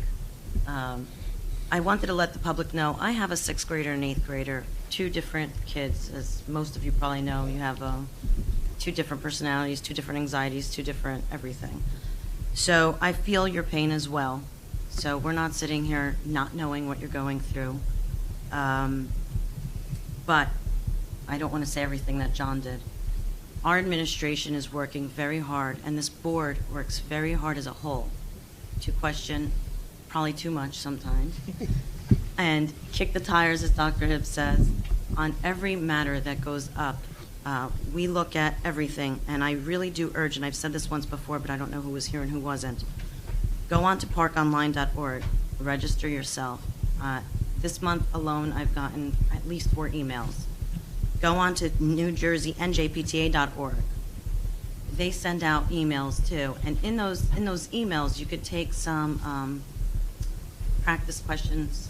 They'll tell you about any specific questions that are, or things that are changing, and they really do keep you up to date. Of course, you have to click onto their website to look further, but they're very helpful. Somebody brought up the park is not aligned to the Common Core, which is not, as a board, that's not our direction. We're not teaching towards tests, and we back up our administration for that. The park is an assessment to the Common Core. If you go on to this www.state.nj.us/education and go to the park assessments, that's where we're at. We're going back to the state. The park assessments are aligned to the Common Core state standards and were created to measure students' ability to apply the book. So we are doing what we need to do as board members, and at home, as a mom, I am doing what I need to do with my own 2 specific, very different characters. I know the common assessments are annoying. I hear it too. I always tell, one of the parents said, it's not about the grade, it's not about the grade. I also have an 8th grader who's looking to go to an academy school. Did this affect him? Absolutely. Absolutely. Am I annoyed? Absolutely. Is it a life lesson? Yeah, you know what? Whatever we go through in life, it teaches us something. So we're going to take this as the most positive aspect. I know you don't like that answer, but especially as a teacher, I think that you would want to hear that your children are coming in positive. We want our teachers to go in positive. We want the administrators to go into the teachers positive. We have to take care of this the best we can at our level. And no, we can't go knocking on our legislators' doors, but we can as parents. And I would love, I know if you go to your assembly person and write those letters and go that route, that's definitely the route to take, because we can't change what's here. I just want to make sure I don't forget anything. Oh, I just wanted to point out that somebody had mentioned something about educating ourselves as board members, and I'm not speaking for anybody on this one, I'm speaking for me. I spent many, many, many, many hours going over everything that I can do as a board member. So I would never want anybody from the public thinking that I don't kick the tires until I make them flat. But we can't change legislation. Thank you for asking for us to speak.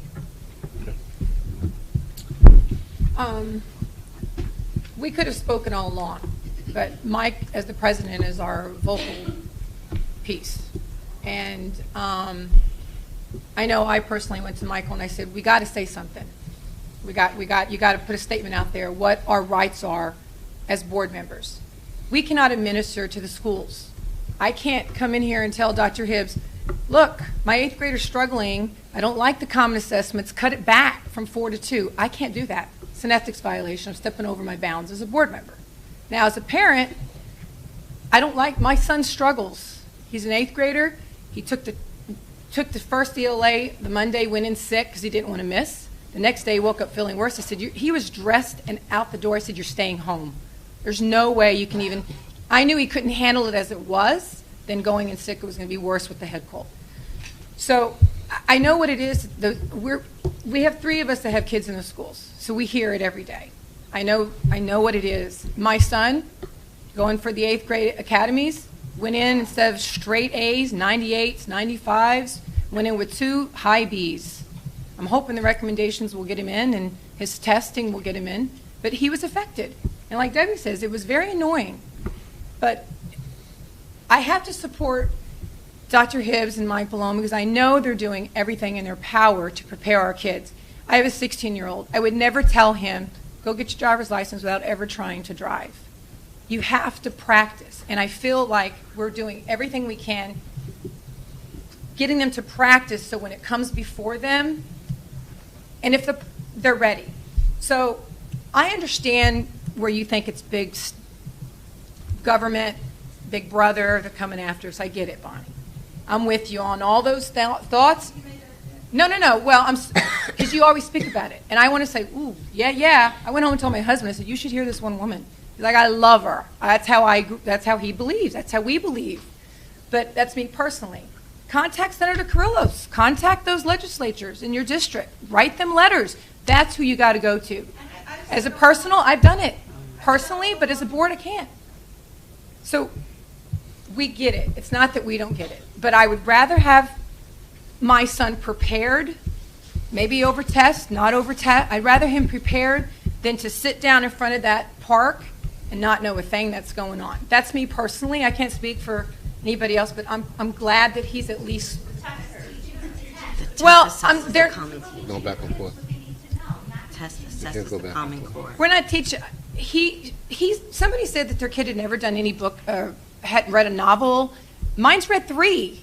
Mine has done.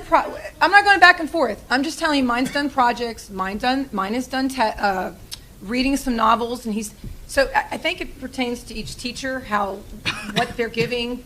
You know, it's in the curriculum. They're being taught the curriculum. You know, my 8th grader's being taught the curriculum. You know, and if you feel your teacher's not teaching the curriculum and not giving then that's, like Mike said, go to your teacher, go to your principal, and then get it back. I know if Dr. Hibbs finds out that a teacher is not teaching what he's supposed to be teaching, he will handle it. I went to him on my own. I went to the principal, I went to Dr. Hibbs, and I said, this is what's going on, and they looked it up. Because when I step away from this desk, I'm a parent. And I don't come to him, I go right up the same chains as everybody else does. Somebody accused me one time, you get right in. That isn't how it is. All of us have to go up the same chain of command. You know, so I say if your fight is with the state, keep it up. And I've heard a lot of parents on 101.5, and I know Marlboro's been represented on 101.5. I know Marlboro was represented up at Trenton with the state, and I applaud you for that. You know, I was like, I applaud you for going, and I knew you were there. I've asked. There's people that can tell you I've asked. I knew we were represented, right? Yeah, you were represented. I asked tonight, how many of y'all got coming tonight? Because I know you're passionate about it. It's not that we don't agree with you. But we support our administration. I feel they're preparing the students the best that they can for what's coming before them. Anyone else? Bonnie? The first thing I want to say is just because some of us don't have kids in school doesn't mean that we're not representing everybody in town, because we are contacted. I know I get contacted on a daily basis, multiple times a day. As far as Common Core is concerned, I agree with Mike. I would have wished that it was brought in in a much more caring way, in a much more thought-out way, where it would have been brought in kindergarten and then every year added on. It wasn't done that way. So we're left with the way the state brought it in. We've, as a board, this board, previous boards, before Dr. Hibbs, have been dealing with this. We've been talking about it, we've been thinking about it for years already. 3 years, 4 years. We've spent millions on this. We've been writing curriculum for years. Teachers have been working on this. Our own teachers have been writing curriculum. We didn't have somebody come in and write the curriculum for us. Our own teachers have written it. So they're very familiar with it. So if the curriculum isn't working, we have to look at it. The teachers wrote it. So I don't know what to say about why you would think that the teachers would be teaching to tests if they wrote the curriculum. They were giving guidelines from the state, and then they wrote the curriculum. So they used books and resource materials of their own choice. So they wrote it. And then that's how it develops. And then they go into their own classrooms and teach it. So it's kind of odd that you're saying they're teaching to tests, when in fact they sat during summer and wrote curriculum. So I'm kind of like baffled by the concept that they're teaching to tests. Teachers don't teach to tests. I have son, daughter-in-law, and daughter who are educators. They don't teach to tests. They are educators. That's why they call them educators. They educate. And that's their foremost profession.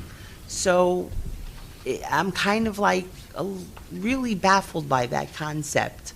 So when you sit here and tell me, yes, they teach to tests, again, they wrote the curriculum. So if you think that they're teaching to tests, and you feel that way, you need to really have the real data on that one and bring it to me. Show me that, because I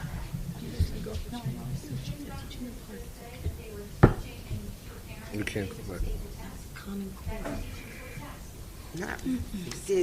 Let me address it. Okay. So here, there's two different aspects. So when you look at PARC, which measures the Common Core, there is the educational component. Do the children understand the concepts they're going to be evaluated on? And then do they understand the operational features? Yes, we are showing the kids how to operationally succeed on the test, 100%. And I'll stand by that 1,000%. Because if I'm sitting where you are in my hometown and the superintendent says, yeah, I'm not worried about it, I think that person will be nuts. That means to me that person didn't take a look at any of the sample assessments, right or wrong, and understand that children will struggle if they don't see them. So are we physically taking a crazy amount of time and only teaching to PARC? No. No, I disagree. And I disagree respectfully.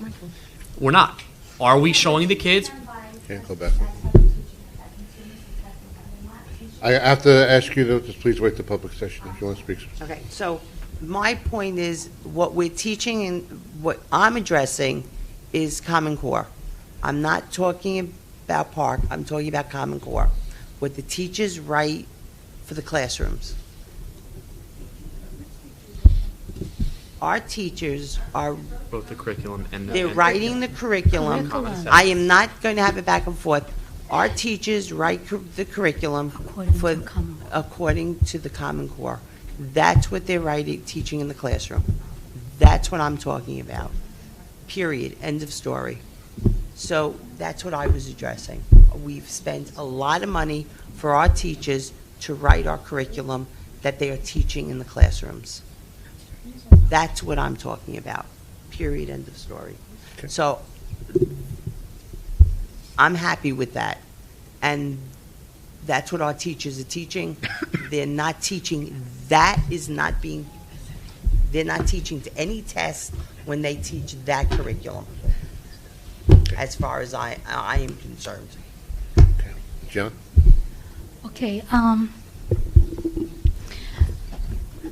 this probably is the first time I'm talking about Common Core, and I really appreciate all the parents come here continuously, consistently address the problem that you're seeing, the problem that you're facing, and the problem that your children facing. And I think that's good, that we need to hear that, and we need to work on that. And what I see about this Common Core, I think it is a change. It is a change addressed, initiated by up from the state or higher at the federal level, addressing something the educated seeing, the leader of the educated seeing, and it's related to the global market. So I think we are at a special time, at a change time. Change is difficult. Change is scary, right? So this is impact everybody, impact our state, impact our board, directly impact to our school, the teachers, the leaders, superintendents, and our curriculums, the teachers, the students, and the parents. So I see the problem that we're facing. I hope, like many of our board members already addressed, I hope it is well prepared and have tested in the one area, one school, then spread out. But that's not the way it is. So what I see is that we work really hard, and from different angles, hit by different reasons.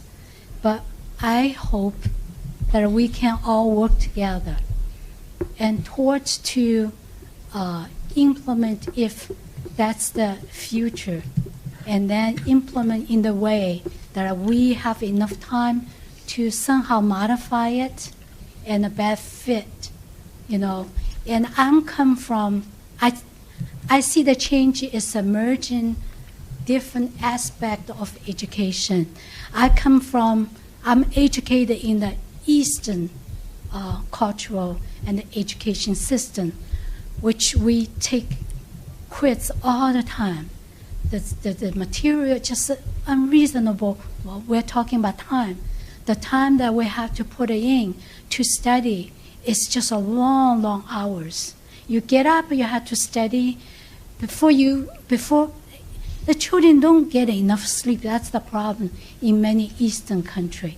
They spend so much time in the school, in the education, So I think that's a one extreme. That I think this change is somehow to meet the Western. I think our children is different. My daughter, when she was in the kindergarten, and the teacher told me, if she spent more than hour on homework, stop it. Don't finish it. She need to go out, need to play with other kids, interact with other kids, need to be in the outdoor, So at a time when I hear this one, I was like, I couldn't believe what I hear. So I see the difference between the two different way to educate children. I think this change is somehow to meet in the middle. And for some of my friends, the Common Core does not impact them as much because the parents push their children very hard. So if you're not doing good, you have to be better. That's what they would do to their children. I'm not saying that's correct, right?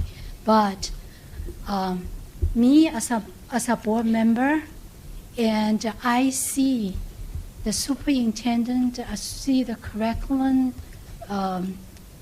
group, and also our teachers all work very hard, and also the principals, in different schools, they all work very hard. And me as a board member, I have to support them, work with whatever they can, and also I'm glad that you're here because we need to hear the problems and then we can address them any way that we can. So this is what I have to do to support when I think they're doing right thing and continue to support them unless I see they're doing something which is unreasonable, not address in the limit they can, in the way they can to address your issue. That at the same time they have to follow the regulation, and me as a board member, I have to follow the regulation as well. Okay, and also talking about teaching, I have to say something about teaching the test skill. Teaching test skill is necessary, but it's not important. I believe our teachers, our curriculums all emphasize on the material, the objects, aspects. That's as the base. You have to teach the base. Once the student have that knowledge in the mind, then you do need it. We do need to teach them a test skill so they can further utilize, they effectively utilize what they have been learned into a test, which is not perfect way to check our knowledge, but that's a practical the way we check our knowledge.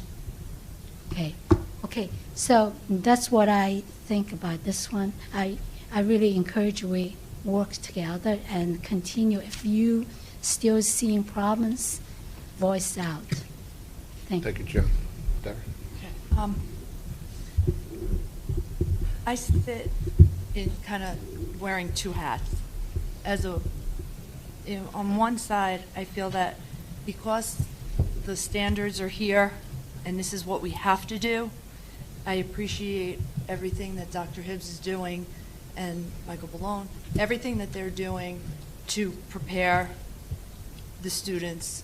I don't know really of any other district that has those videos online that is helping the kids get familiar with the test, because like Mrs. Wexler said, people pay lots of money for SAT prep and all that stuff because you have to learn how to take the test.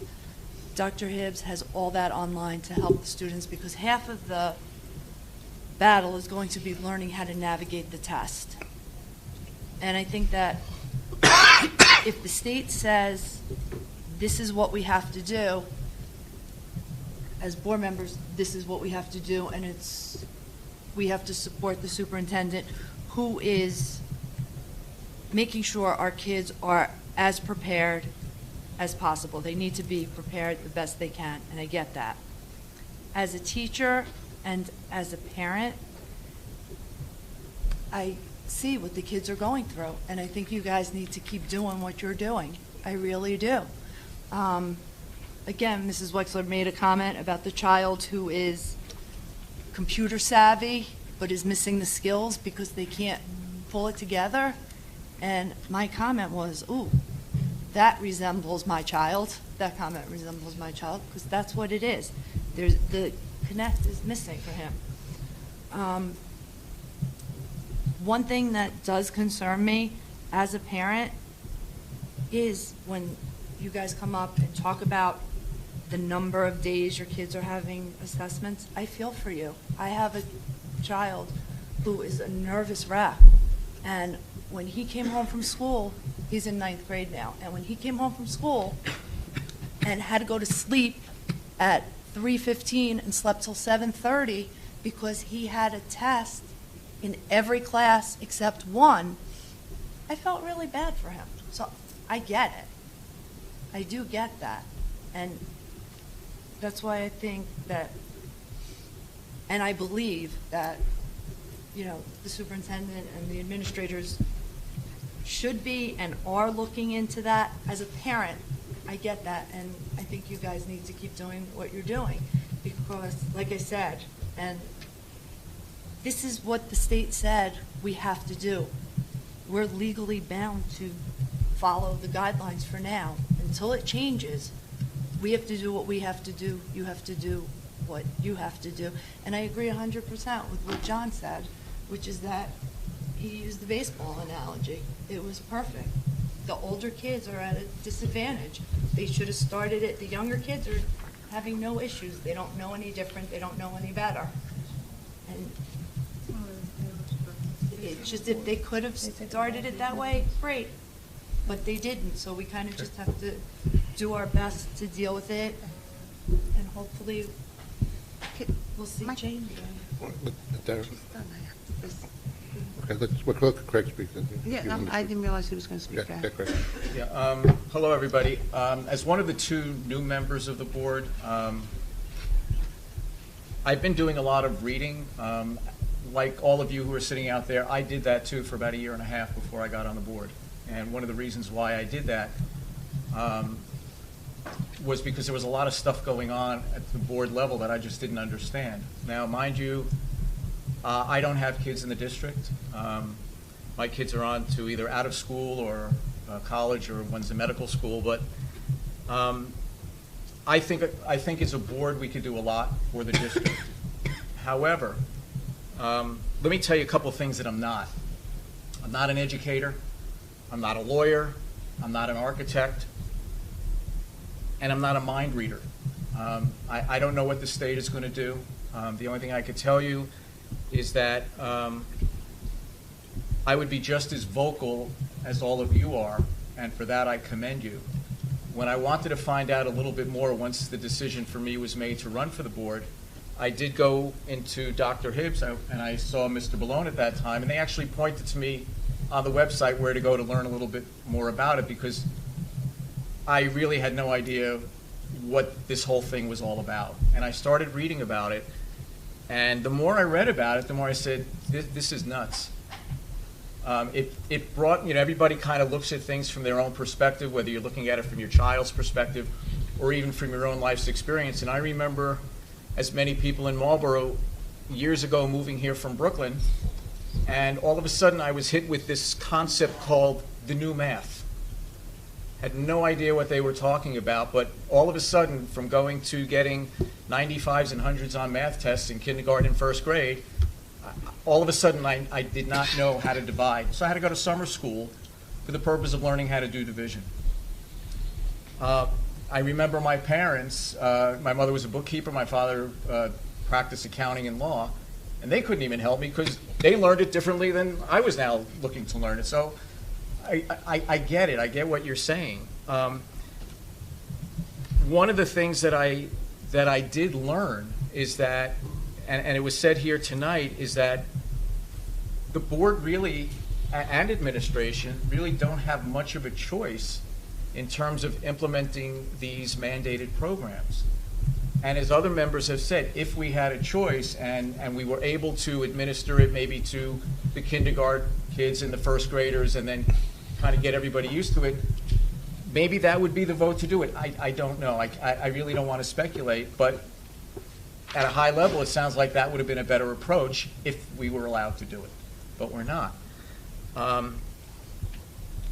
I don't think it's fair, whether it would be me doing it or anybody out there, all of us here, to be asking the board or the administration to do something that legally they can't do because there's a mandate that says this is what you have to do. In a very short time, I will tell you that I feel that the administration, and I include the principals, and I include the teachers, and I include the substitutes, and anybody else who has a hand on education here, a lot of them are being asked to swim with handcuffs. They're told we have these certain goals that we want accomplished. We want to get the kids to a certain level. We want them to compete in a global economy. We want them to compete in a global world. But we're going to put handcuffs on you. We're not going to tell you all the rules. We're not going to tell you when all the changes are coming out. So, A, go see if you can be Houdini, take the handcuffs off, and now learn how to read minds so that you know where we're going with this in the future. Anybody that's been involved with politics may or may not know you can't predict what an administration is going to do beyond maybe next week.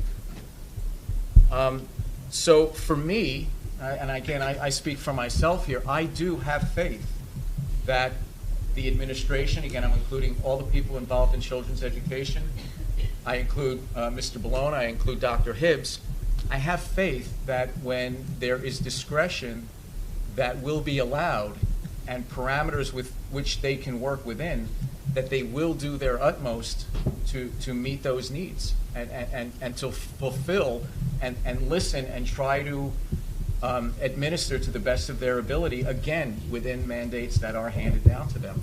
I truly believe that, because if I didn't, I would not have run for the board. I'm being perfectly honest with you. That's basically all I have to say. I do want to thank everybody for being here. For the people that did ask, gee, and I've heard it myself privately, why doesn't the board speak out? If you have an opinion, why can't you state it? For me, there are certain reasons I don't. I like to kind of learn more, get a little bit more of the facts before I shoot my mouth off, and believe me, I do a lot of that. But I just want to be clear and to really ask all of you, I know it's frustrating. Nobody wants to see their kids crying. Nobody wants to see their kids biting nails. Nobody wants their kids coming home from school and saying, Mom, Dad, I hate school. I don't want to go back. But I think if we all work together and we have a little bit of patience just to see where this is going, to work with the educators and with administration, I think we can make a lot of headway here. So, thank you. Somebody. Just as a by the way, I very rapidly text my daughter, who's 29, who went to middle school here. And I asked her very quickly if she ever had multiple tests on a day. And she was in what they called high, that high science and high English. I don't know what they called it at the time. Cindy, do you remember what they called the high level English and the science, whatever? But you know what I'm talking about. It was the high level science and English, and the accelerated whatever. But she said to me that there were very many days that she had 5 and 6 exams on it, tests on a day. So it wasn't uncommon 15, 16 years ago. I'm just giving you an example. It wasn't uncommon then also. So, it was called something else then, and it's called something else today, but it wasn't uncommon. So it was just different. So it just has accelerated into a new whatever today. So I just wanted you to know that. Anybody else? No? I want to say something, yeah. As Greg mentioned, I'm the new board member. I have 3 children, one's in the medical school, 2 still in our school district. One's 5th grade, 7th grade. What are you feeling? I have the same feeling as you do. So my 5th grader, or 7th grader, my 7th grader girl, right? She's facing the magnet school to choice, right? So what do we need to do? So we also my 5th grade too. So when they practice the PAC, so-called PARC test, right? We get a sample. We go over. I help them individually read each examples. See what's the choice we have. I read one question is a little bit tricky. So question they have say when pick one question, second question based on the first question. If the first question you get it wrong, second question you got it wrong. So you really read very, very extremely carefully, then you can do it. So I have them stay with them on the weekend to prepare for them in the 5th grade or 7th grade. But I understand the same because my kids face the same situation. I'm the engineer, so the full time too. How can I prepare for my kids to face the future, face the challenge in the future. So that's why I can say very simple to tell you what I did in the high home. Thank you. So I'll give you a quick little tidbit. I think we all kind of agreed that the way the Common Core is implemented, we like to see it another way. Stinks. But the way that Dr. Hibbs is following our mandate to implement the Common Core is the right way. We're backing up our superintendent. We're backing up Mike Malone. I will tell you this, guys, and I know it's not directly Common Core and education related. I spoke about them in the trucking business. I will tell you, that for every 100 full containers that I take that I deliver from this country, come from other countries, maybe I send 10 back out. 10 back out. Our kids need to have jobs when they get out of high school and college. I see this growing every year. My business is doing great because everything coming into this country, nothing's going out. Every day I see it. It keeps changing, and the ratio keeps going. So maybe it's not the exact right way, Common Core, but as a country, we have to do something. Because I can tell you, business is leaving in droves. I see it firsthand. Every day it changes. And every day more and more loads come in from out of this country, and empty containers leave this country in the masses. So it's just food for thought. Common Core, the way it's implemented, not great. But something has to change so our kids can compete, like John said, in the global economy in the future. That's just what I got to say. Okay. Construction update. Are they here? Yes, they are. Wake up. One gentleman. Better have some good news, that's all I need. We're in. Good news, or these people are gonna kill us. Michael, maybe we should take a break. I don't think they're going to leave. Let's just keep Late already. Yeah, keep on. Sitting long enough. Yeah, go ahead, start. All right, we'll try to be quick. Well, we pretty much have good news this month. As we spoke last month, the plan was to get all the staff back into all the schools. We were able to get that to happen right after the holiday break. All the schools, except for Marlboro Elementary, have moved back in as far as the staff into the office spaces. We worked together with the building department. They were real helpful with being flexible with their schedules and getting our TCO inspections for all the schools, which would be Abbott, Memorial, Middle School, Robertsville, Asher, Dugan, and DeFino. DeFino, by the way, is a closed deal because there was no addition, but the other schools with the additions, we're still working on completing the additions. Things are moving well on that. The roof is underway. I don't know if you've driven by Marlboro Elementary, by the way, but the roof is starting to come together nice now. And then they actually started yesterday at Robertsville, the blue metal roof canopy over there. So the next part with the roof is at the top of the flat roof areas where the additions are, putting the caps on and making a tie-in where the new and the old building met together, because what that'll do is also help tighten up and dry out, keep the addition space dry, and finish up what's left in there. Also, you'll probably have seen that the sites are starting to get cleaned up. Abbott, by the way, if anybody's wondering, the fence is still up there. There's still some site work to be done there as far as the tie-in with the sanitary and the storm sewer, I'm sorry.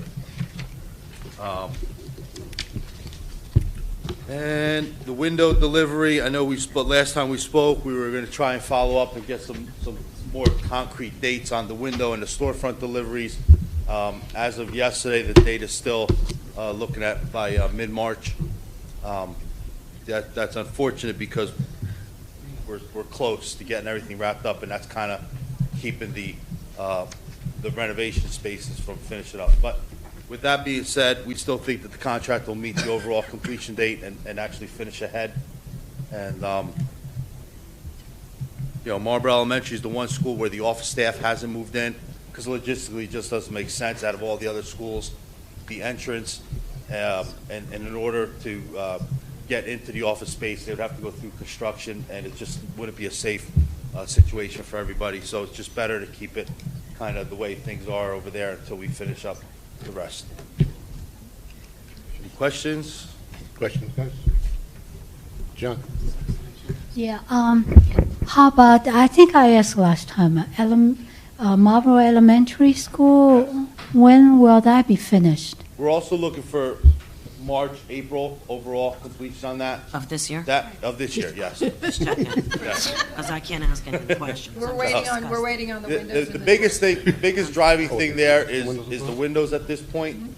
The roof is being completed. There's still masonry work to be done out front, but that is not a concern for us. And then obviously getting the site cleaned up.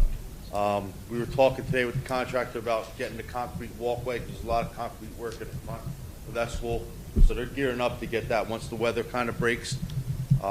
So we're still on board for that. But Marlboro Elementary was the biggest out of all of them. Yeah. We knew that going into this. It definitely had the most going on. Tony, we're waiting on the doors and the windows, right? Yeah, the And that's- storefront. The storefronts to be finished. That's Yes. what's holding us up. And That's the March biggest or thing, April. yeah, that delivery. We're looking at Delivery. March delivery. By the time they get buttoned up and everything closed up, April Okay, is so that's the main thing safe holding us bet. back. Yeah. But that still is ahead of schedule as far as the overall completion date that we had the contract for completing the overall project. Because if you remember, we spoke a couple months ago, there were two complete dates. There was the renovation date, which he was late on, but he was able to pull things together and get everybody moved in into the office spaces. But the overall completion date was always going to be into the spring. Okay, anybody else? Thank you, sir. I know it doesn't seem like it, but there's an end in sight. I went to 4 buildings today. I mean, tomorrow, I know it's running slow. It's going to be utterly beautiful. Memorial, the front is really coming together. Same with Abbott. I'm not excusing the slowness. I'm just simply saying. There's nothing yeah. good that I could even say okay, the overall project, I get it, but we were talking about this the last, 5 months. When you have 2 people showing up at one school every 6 days. Well, That's why I said this year, I wasn't really being sarcastic.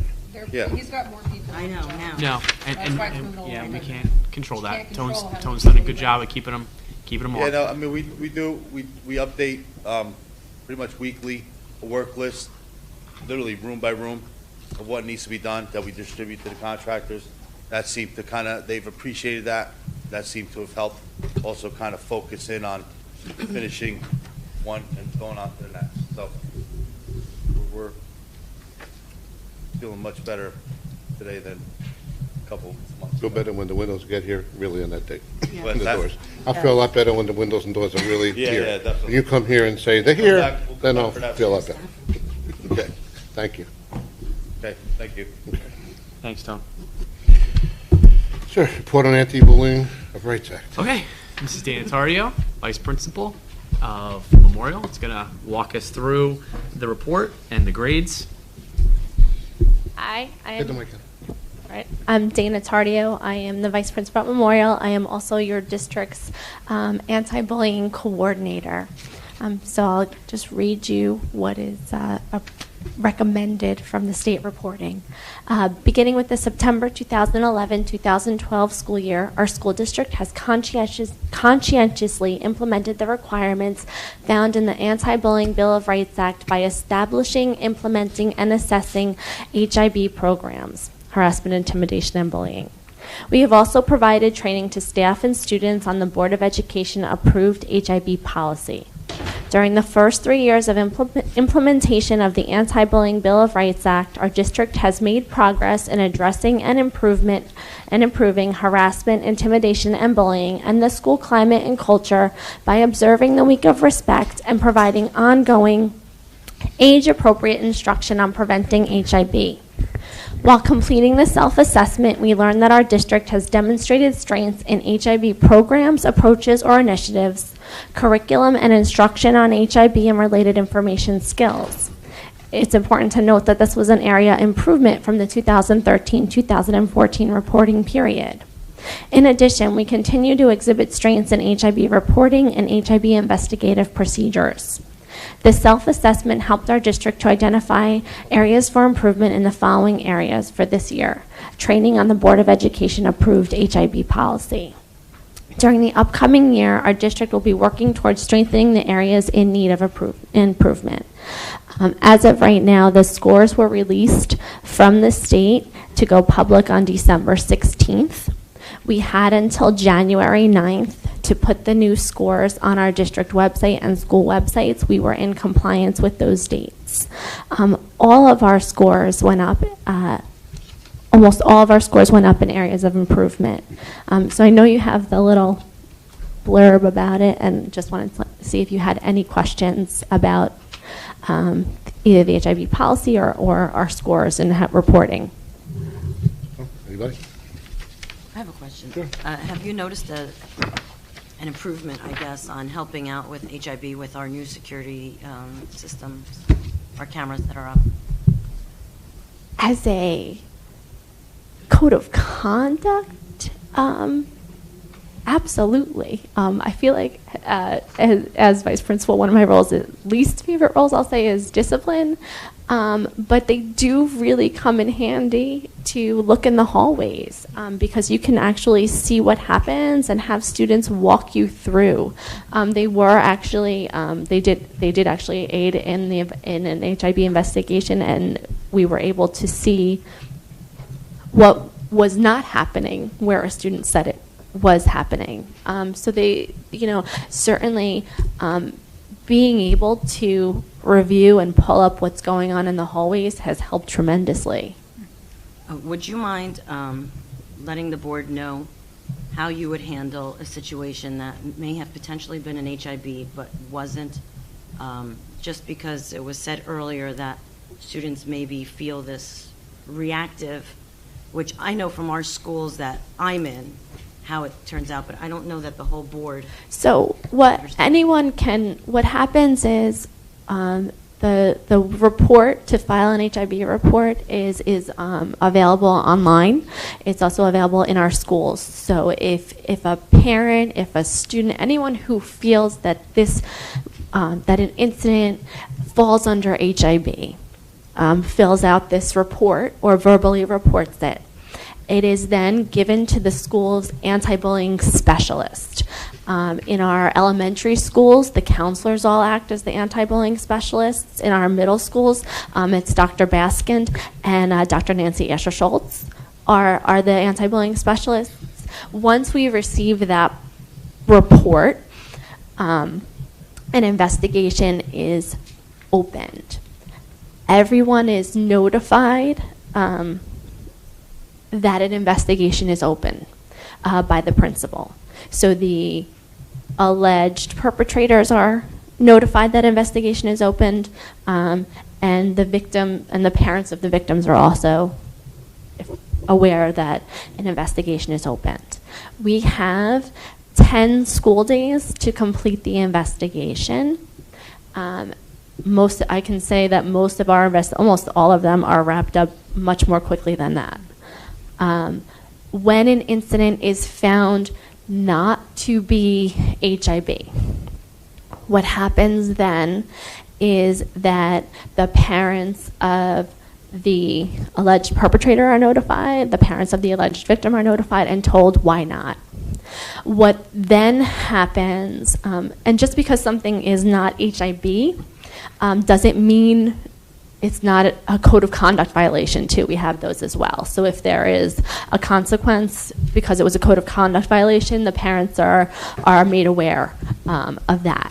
But if it is not a violation of code of conduct, not a violation of HIP, the parents are made aware of both parties and the reasoning why.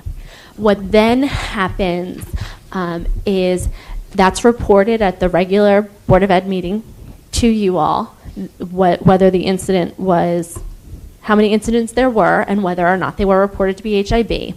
Within 5 days of this meeting, a letter goes out from Dr. Hibbs's office letting the alleged perpetrators, who are now not, know that there was an incident and that it was not found to be HIV. So I believe that I know the incident that was alluded to. I think without releasing any kind of information. I think the feeling was that a form letter maybe wasn't enough to just say that this was an HIB.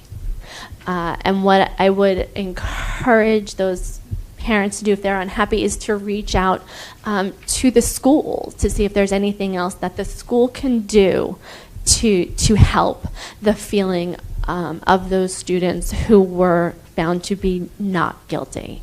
Contact the anti-bullying specialist, contact the vice principal, contact the principal, because we're certainly more than willing to listen and do whatever is in our power to make everyone feel comfortable and safe. Thank anybody else? Thank you very much. Great job, Dana. Thank you. Thank you. Okay, brings us to page 6, financial and business. Do we have any updates, changes? No changes. Nope. Okay, we have 12 resolutions, pages 6 to 12. Victoria, please. Financial and business operation matters. The superintendent of schools submits the following resolutions for approval. 1, transfers. 2, list of bills. 3, secretary monthly reconciliation reports. 4, travel. 5, harassment, intimidation, bullying report. 6, amended resolution, state contract purchase. Custom Bandage Inc. for tires and tire-related services for the 2014-15 school year. 7, amended resolution, donation. 8, donation. 9, donation. 10, approval of transportation agreements, case number 909. 11, 2015 elections, locations and polling hours. 12, state contract purchases. I so move. Thank you, Victoria. Seconded by John. Questions on financial and business? John. Just a quick question that's close, near and dear to Michael's heart. Number 6. Tires? Gee, it took all my thunder. I know Michael didn't want to ask Took all the my question, thunder. but we're almost doubling it. Did we hit a lot of potholes, or did we underestimate where we needed to be? No, we neither. What's happening is that we've bought what we've needed for the first half of the year. Now this is increasing it hopefully for the second half of the year.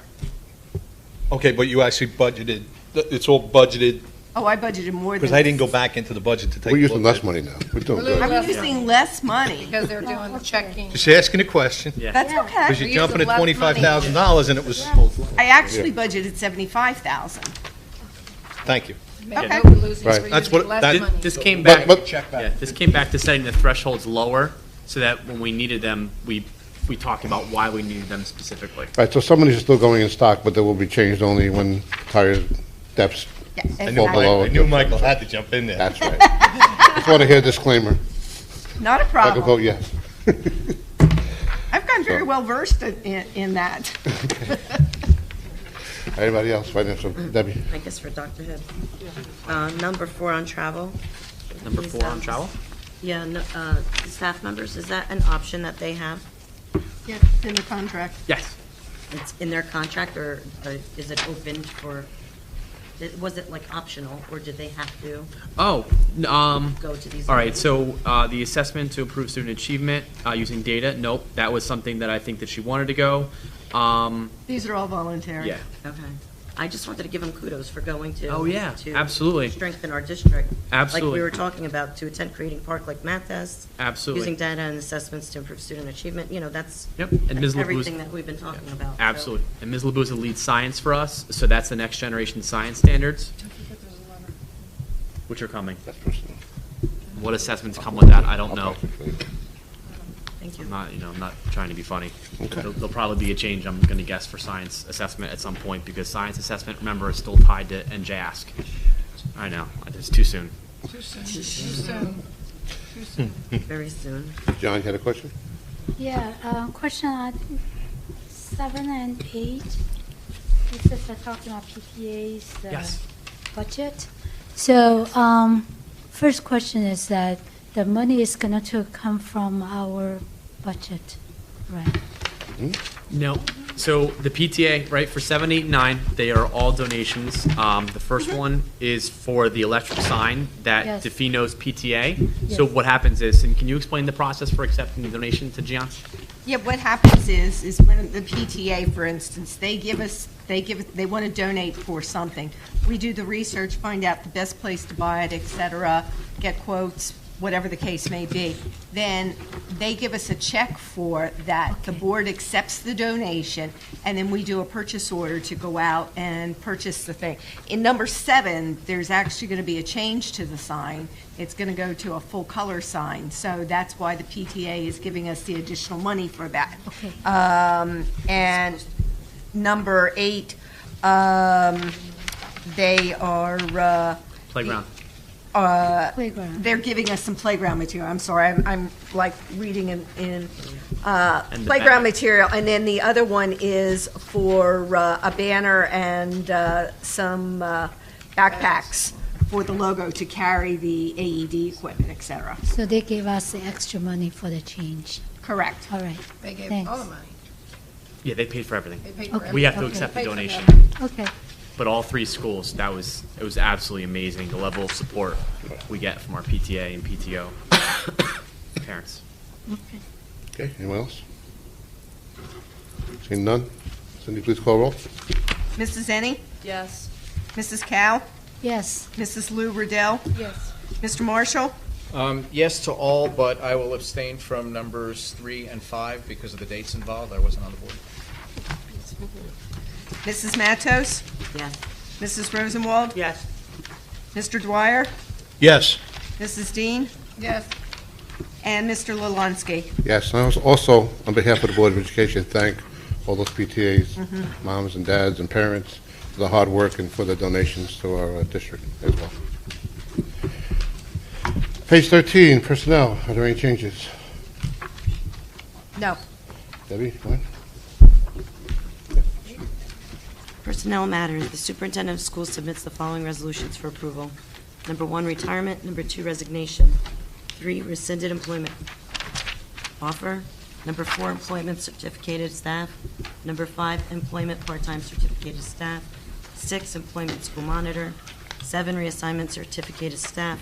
8, reassignment transfer non-certificated staff. 9, amended salary. 10, amended additional teaching time. 11, transportation amended hours salary. 12, lead teacher, Defino Central Elementary School. 13, assistant after-school activities. Number 14, stipend longevity bus drivers. Number 15, stipend longevity bus attendants. 16, stipend longevity instructional assistants. 17, curriculum Google turnkey trainers. 18, curriculum coordinators, science, social studies, ELA, and math. 19, stipend mentor teacher. 20, substitute teachers. 21, substitute nurse. 22, substitute instructional assistants. 23, substitute bus drivers. 24, student practicum. 25, field observation. 26, paid medical disability leaves. 27, unpaid leaves of absence. 28, amended resolution leave dates. I so move. Thank you, Debbie. Seconded by Gian. Questions on personnel? Okay. Seeing none, Cindy, please call the roll. Mrs. Dean? Yes to all, but no to 25, the process person. Mr. Dwyer? No to 6, yes on everything else. Mrs. Ennie? Yes. Mrs. Lou Riddell? Yes, for sing. Mr. Marshall? Yes. Mrs. Rosenwald? Yes. Mrs. Cow? Yes. Mrs. Matos? Yes, and I'd like to say congratulations, Mr. Schatz, and I'm sure Memorial will miss you.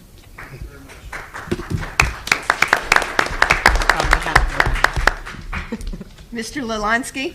Yes, and Debbie stole my thunder. Sir? Congratulations. Wish you well. And prosperous in your new position. So, thank you. That's everybody, right? That's everybody. We're good? Congratulations to Mitch. Jill as well, who's getting ready to take the reins at Defino. So, you know, very hard work. Mitch is coming from Memorial, a hard worker, and is a great asset. So I know you'll do a great job. You're welcome. Good stuff. Very good. I know we have a retiree. Do. Mrs. Judy Myonis will retire at the end of the 2014-15 school year upon completion of an outstanding career with 23 years of service to the children of Marlborough Township. Judy entered the district in September of 1992 and was assigned to teach kindergarten at Frank DeFino Central School. After a few years, she accepted an assignment to teach second grade and has been there ever since. Judy often partnered with her fellow teacher and friend, Jeff Wolf, on various projects and activities. One of the most popular was Immigration Day, an experience for children to understand the citizenship process and to research their own family histories. The day included processing centers, passports, and the reenactment of the Great Hall of Ellis Island in the cafeteria. Over the course of her career, Judy mentored numerous teachers, hosted field observers, worked on various district committees, and served as an officer on the Sunshine Committee for her colleagues. Her vibrant personality and sense of humor are hallmarks of her daily performance as one of DeFino's most effective and sought-after teachers.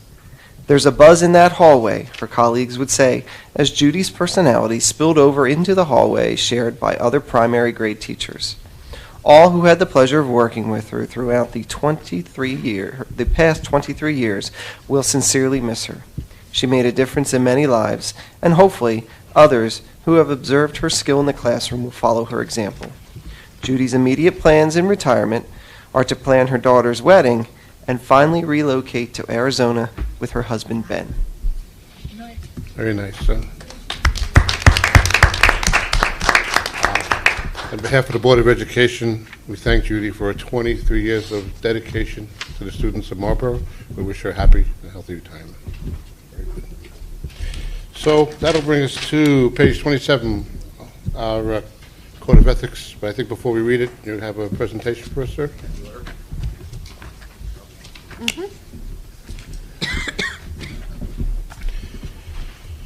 So every year, so the public knows, the board has to review our Code of Ethics, and that's the reason our attorney is here tonight, to give the presentation to the board. That was not for Park, although I'm happy to put my 2 cents in on that, too. Members of the board, members of the administration, good evening again. Thank you for having me. I know what you're all saying. Zittimer's back to lecture us again about the Ethics Code and the Ethics Act, and the answer is yes, that's true. The law says that every year we have to discuss the Code of Ethics. I gotta go get it, so. Oh, you got to go get it, okay. And Do you want to read off of mine? should I start off Mr. Dwyer's presentation? Or? Okay.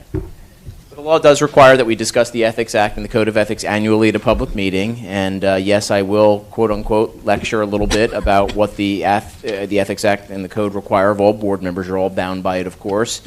And then, like last year, I'm going to, we talked a lot about assessments and quizzes and tests. I'm going to test the board members and their knowledge of the Ethics Act, except I'm not going to do any reporting to the state, I promise you, on any wrong answers. And for those who dusted off last year's presentation and thought they'd get a little jump start or to cheat a little bit, no, you're not going to be able to do that because these are all new quiz questions based on actual cases that have come out of the School Ethics Commission since I came here last year and reported. What's that? Is it based on the Common Core?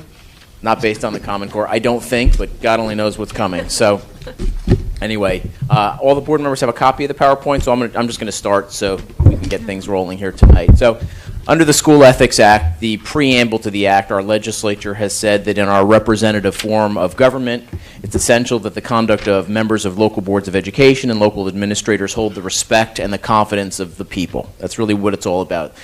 The public has to trust that you're doing things for the right reasons, and that officials must avoid conduct which is in violation of the public trust or which creates this justifiable impression among the public that the trust is being violated. And what exactly does that mean? It means that board members not only have to avoid actual conflicts of interest, the Prohibited Acts section, but you have to avoid what's called the appearance of impropriety. If something doesn't pass the smell test, if something doesn't feel right, I always advise board members avoid that particular course of conduct.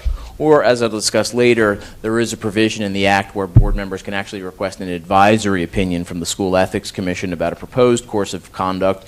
You tell them what the facts are, and then they will give you a response as to whether you should proceed with that particular course of action. Did you beep? Oh, sorry. I'm beeping, yep. So who does the Act apply to? Of course, the Act applies to board members, but some people are surprised to know that the Ethics Act applies to school administrators, principals, superintendents, assistant superintendents. It applies to officials from the New Jersey School Boards Association. And then within the School Ethics Act, you have the Code of Ethics, and the Code of Ethics only applies to Board of Education members. So the Ethics Act, the prohibited acts, the section dealing with conflicts of interest, applies to all those groups. Code of Ethics only applies to board members. If you have any questions as I'm going, please raise your hand. I'm happy to stop.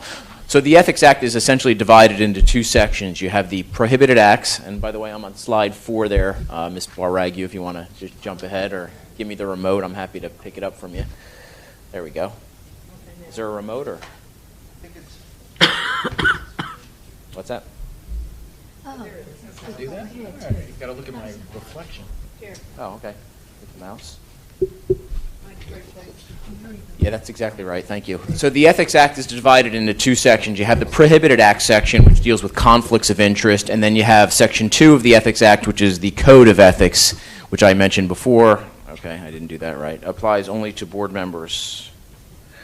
You need me, Mr. Zinneberg. Yeah, what do I do to advance this? Just, Liz, can you hit the down hit arrow? the arrow. Can you Hit just the hit it for arrow. me, please? Yeah. Just hit the arrow to the right. All right.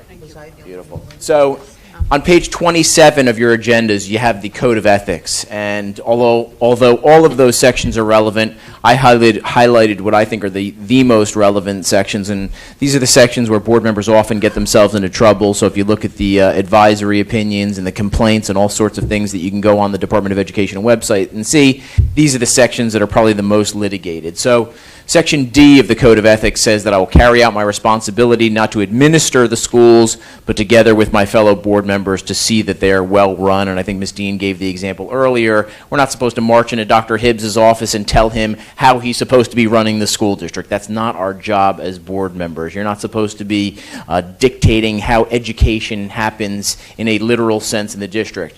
Board members under Section C, main functions, policy making, planning for the future of the district, and appraisal, assessing how are we doing. That is your role as board members. You're policymakers, planners, and appraisers. You leave the administration to the administrators. Okay, next bullet point, please. Section E, I will recognize that authority rests with the Board of Education, and I will make no personal promises or take any private action that may compromise the board. You have authority as board members to take action as a duly convened board at a duly convened meeting. Outside this room, you really don't have any authority. You don't have any authority to take action on behalf of the board. So be careful. Don't make personal promises and don't take private action outside the confines of your duties as board members that may compromise the Board of Education. Next section. Confidentiality. As board members, you're going to come across a lot of confidential information, confidential student matters, confidential personnel matters, confidential litigation matters. The Code of Ethics says that you are supposed to keep those matters confidential. You're going to discuss things in executive session. It's only supposed to be released under the law, quote, when the need for confidentiality no longer exists. If there's ever a question about whether something's confidential or not confidential, talk to the administration. They can certainly consult with me and so forth. Next section. Supporting and protecting school personnel in the proper performance of their duties. You hire administrators, you hire staff members. Does that mean you're supposed to rubber stamp everything Dr. Hibbs puts before you? No, that's not what it means. But are you supposed to respect and support the administration that you've hired? You are. You're allowed to ask good questions. You're allowed to ask hard questions. Again, it doesn't mean you have to be a rubber stamp, but you're supposed to support and protect the administration. And then this is a big one, referring all complaints to the Chief Administrative Officer, Dr. Hibbs, and will act on those complaints at a public meeting only after the failure of an administrative solution. So you're at the local ShopRite and Mrs. Smith comes up to you and she complains about the park test or that her kid had 25 tests in one day. What are you supposed to do about it? You're not supposed to act on those complaints. You're supposed to refer those complaints to Dr. Hibbs. You're supposed to say, thank you very much. I hear your concern. I'm going to talk to Dr. Hibbs about it, and I know that Dr. Hibbs will get back to you and address your concerns. That's what your job is as board members. You're not supposed to be handling those complaints on your own. Any questions so far? Okay. Next slide, please. Who can file an ethics complaint with the School Ethics Commission? What do you think? The answer is anybody can. Any person can file a complaint alleging a violation of the Ethics Act or the Code of Ethics. You don't have to be a fellow board member, you don't have to be an administrator, any member of the public can do it. Okay? Next. A Board of Education as an entity, however, cannot file a complaint. So it can't be the Marlborough Board of Education against Mrs. Smith. Individual board members could sign on to the complaint, but the board as an entity cannot file a complaint. Next. There's a 6-month statute of limitations. What does that mean? That after 6 months are up from the time of the alleged ethics violation, you're time barred. You can no longer bring that complaint. So there's a 6-month statute of limitations. I think it used to be a year going back, I don't know, 5 or 10 years ago, and I think the Ethics Commission was getting so many complaints they decided to shorten the window of time to file those complaints. So now it's 6 months. The School Ethics Commission is kind of an agency. It's in the state of New Jersey. It's a wing of the Department of Education. They are charged with administering and enforcing the New Jersey School Ethics Act. They are the only entity that can determine whether somebody's conduct violated the School Ethics Act. So the Board of Education can't determine that a fellow board member was unethical. I can't determine that a board member was unethical. Only the School Ethics Commission, after receiving a complaint, can determine whether somebody complied or didn't comply with the Ethics Act or the Code of Ethics. And like I mentioned before, if there's ever a question about a proposed course of action, either about yourself or about somebody else, you can actually write a letter to the School Ethics Commission and they will give you advice as to how to proceed. The only caveat is that if you're asking about the conduct of some other person, you have to copy them on their letter so that they have an opportunity to respond in case some of the facts that you've set forth are perhaps not accurate. What are the sanctions for violating the School Ethics Act? Well, the lightest sanction is, yeah, you can just keep going, Liz, please, thank you. The lightest sanction is a reprimand. That's a slap on the wrist. Then you have a censure, which is a resolution read at a public board meeting, censuring a board member for a particular course of action, a suspension from the board, and then the obviously most severe penalty is removal from the Board of Education. Can you file a complaint against somebody who's no longer on the Board of Education? What do you think? Yes. Within 6 months. She's right. The answer is yes, you can file a complaint against somebody as long as it's within the 6-month window of time. Obviously, the penalty of removal is not going to be an option. It could be a public censure, of course, but you don't have to be on the Board of Education as long as it's within, as Mr. Dwyer points out, that 6-month window of time. Often get a lot of questions about board member free speech issues. You as board members have a right to the free speech. You have a right to express your opinions. You have a First Amendment right to express your viewpoint. That's why you ran for the board, I presume. There are certain caveats, though. Under the Code of Ethics, you're not allowed to disclose information which is inaccurate, confidential, as I just pointed out, or which has the potential to compromise the board. So you can go out and say in public, I think the park test stinks.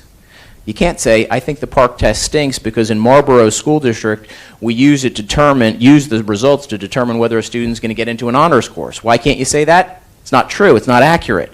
So you can give your opinion about the park test, but you can't say things that are not accurate about the park test. Does that make sense? You got to be very careful that what you're saying is accurate.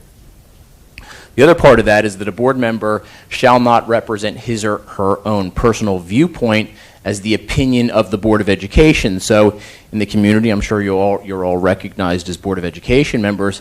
Make sure that when you do express your opinion, either when writing to newspapers, speaking to organizations, expressing your opinions on various issues, you make it clear, and I saw some of the board members even doing it tonight. My personal opinion, this does not necessarily reflect the viewpoint of the Board of Education. Maybe it does, maybe it doesn't, but this is, again, my own personal opinion. It's particularly important to say it when you're outside this room. In this room, people, I think, understand that.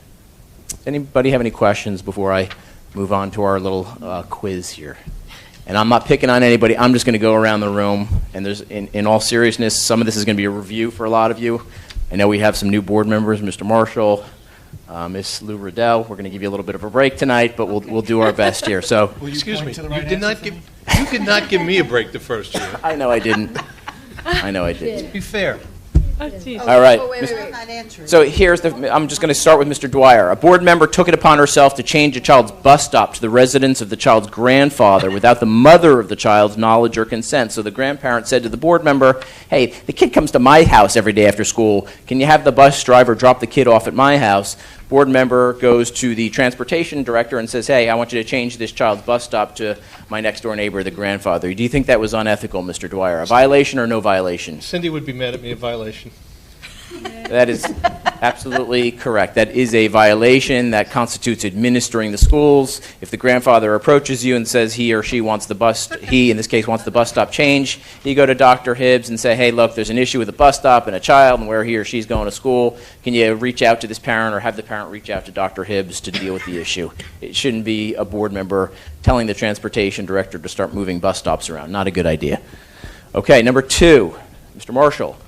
A board member violated, this is a true or false question, a board member violated the act when she asked a board to allow her son, a graduate student, to be privy to labor negotiations between the board and the Education Association. This one I thought was a little tricky. This is not an easy one. So what did you think? Do you think that's proper or improper? It's extremely difficult. It is. But I would say true.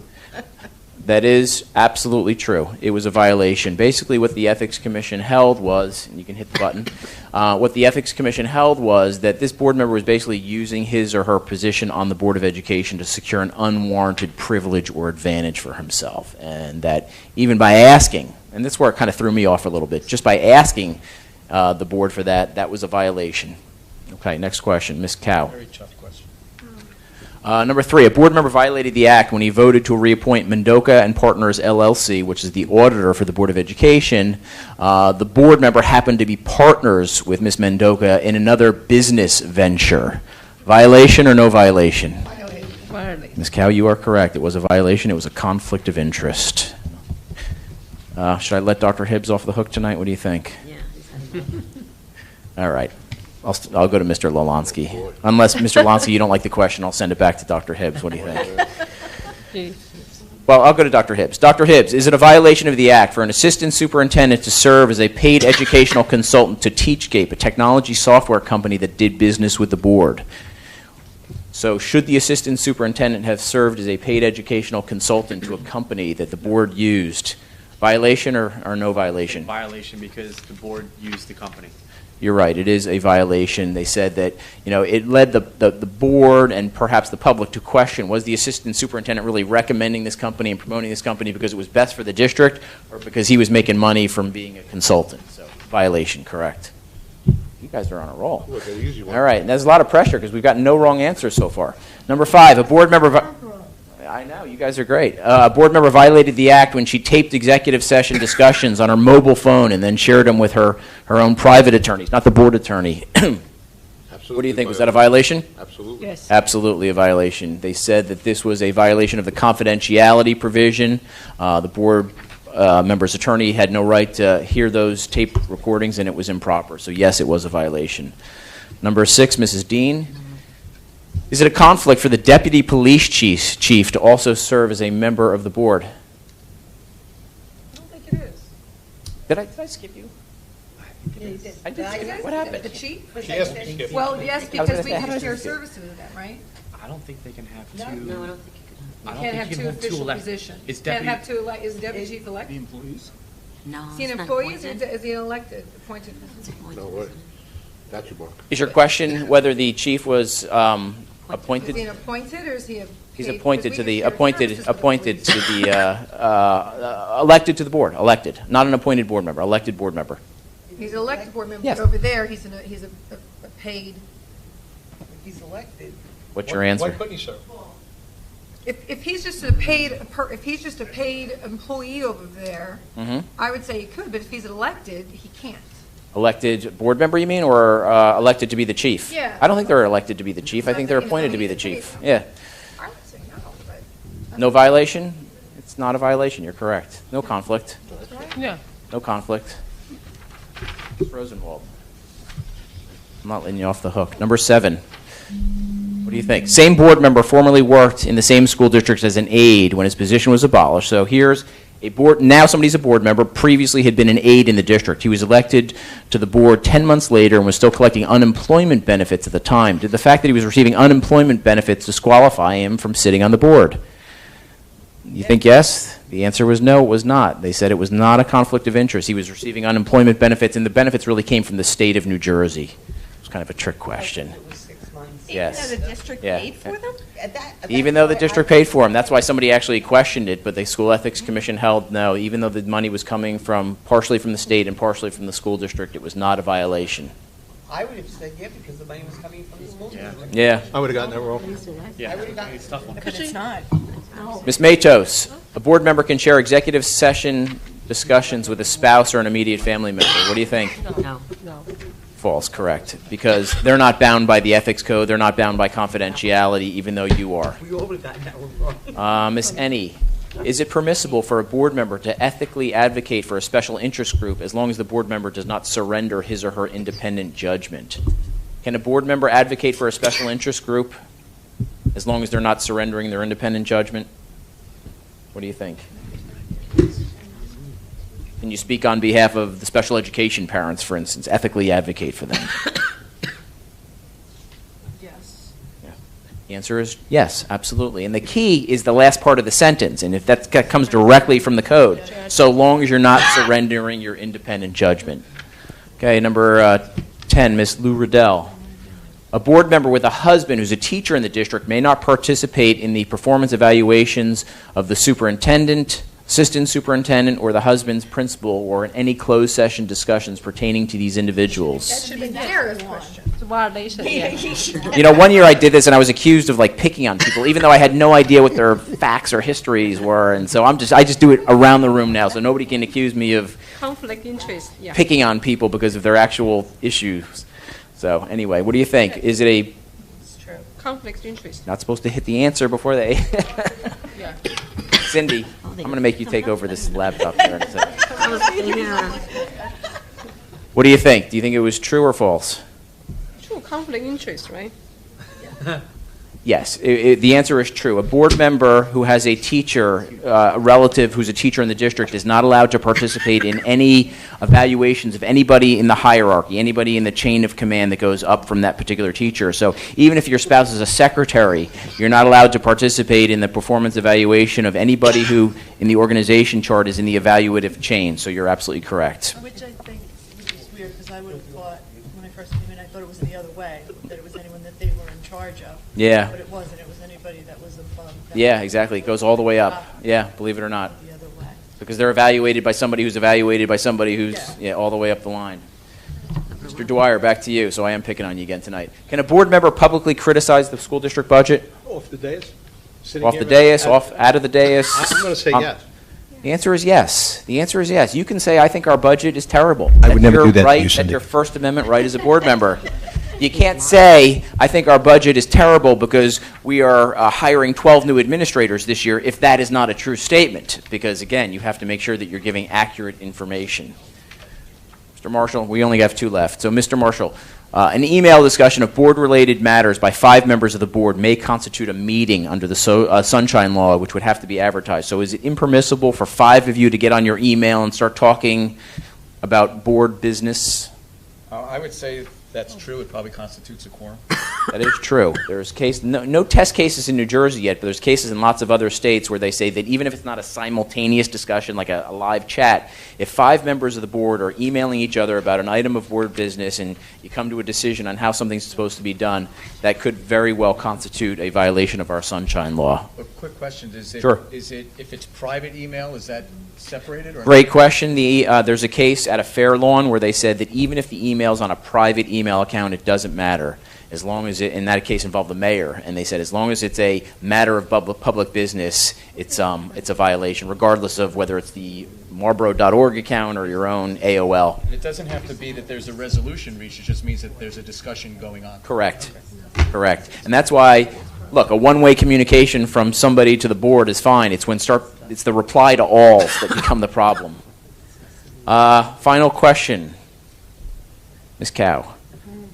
Can a board member who wants to discuss a matter that can adversely affect the employment of a teacher rice that person? So should you as a Board of Education member send rice notices out to people, which was exactly the facts of this case? In this case, Ms. Percy decided she wanted somebody to rice. She's a board member, and she sends somebody a rice notice. What do you think? Is that proper or improper? Is that a violation? Violation. That girl. No. Yes. Violation. You So the question is, is it true that a board member who wants to discuss matters send that person a rice notice? So the answer you're saying is false. You're correct, it's false. This case went to the appellate division, and they basically said it's up to the board president to decide to issue a rice notice or the superintendent of schools. My feeling is that a board member has a right to request that somebody be rice. That's my opinion. You're right as a board member, but there's a process that needs to be followed. You as board member should not be sending out rice notices to people. Okay, I think that was the last question. Yep. Any questions? Thank you. Ms. Dean. Ms. Dean. I have a question. Yes. We can go back to slide 9. Okay. Freedom of speech. Can you, Would you constitute a PTO meeting an organization? would I classify a PTO organization meeting as an organization? A PTO is an organization. So if a board member is speaking to a PTO, the answer is they are bound by all the things that your policy 0146 says in terms of accurate information and making sure that an opinion that's expressed to an organization is made clear to that group that it's your personal opinion if it is, and that it doesn't necessarily reflect the opinion of the board. So if a board member goes and gives them inaccurate information, the other two board members are not there to speak on their behalf, it's not an ethics violation, it's just wrong? What are you saying? Well, the Code of Ethics does say that you have to provide accurate information. So if you're providing inaccurate information about Board of Education matters, and that has the ability to compromise the board, that would be very likely an ethics violation. Would be an ethics violation. Yeah. Because again, if you go to the Code of Ethics, page 27 of your agenda, it is,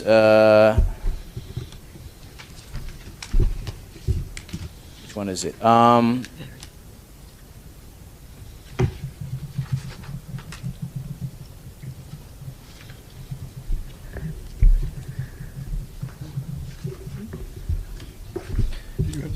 Yeah, I'm sorry. Hang on. Just bear with me 1 second.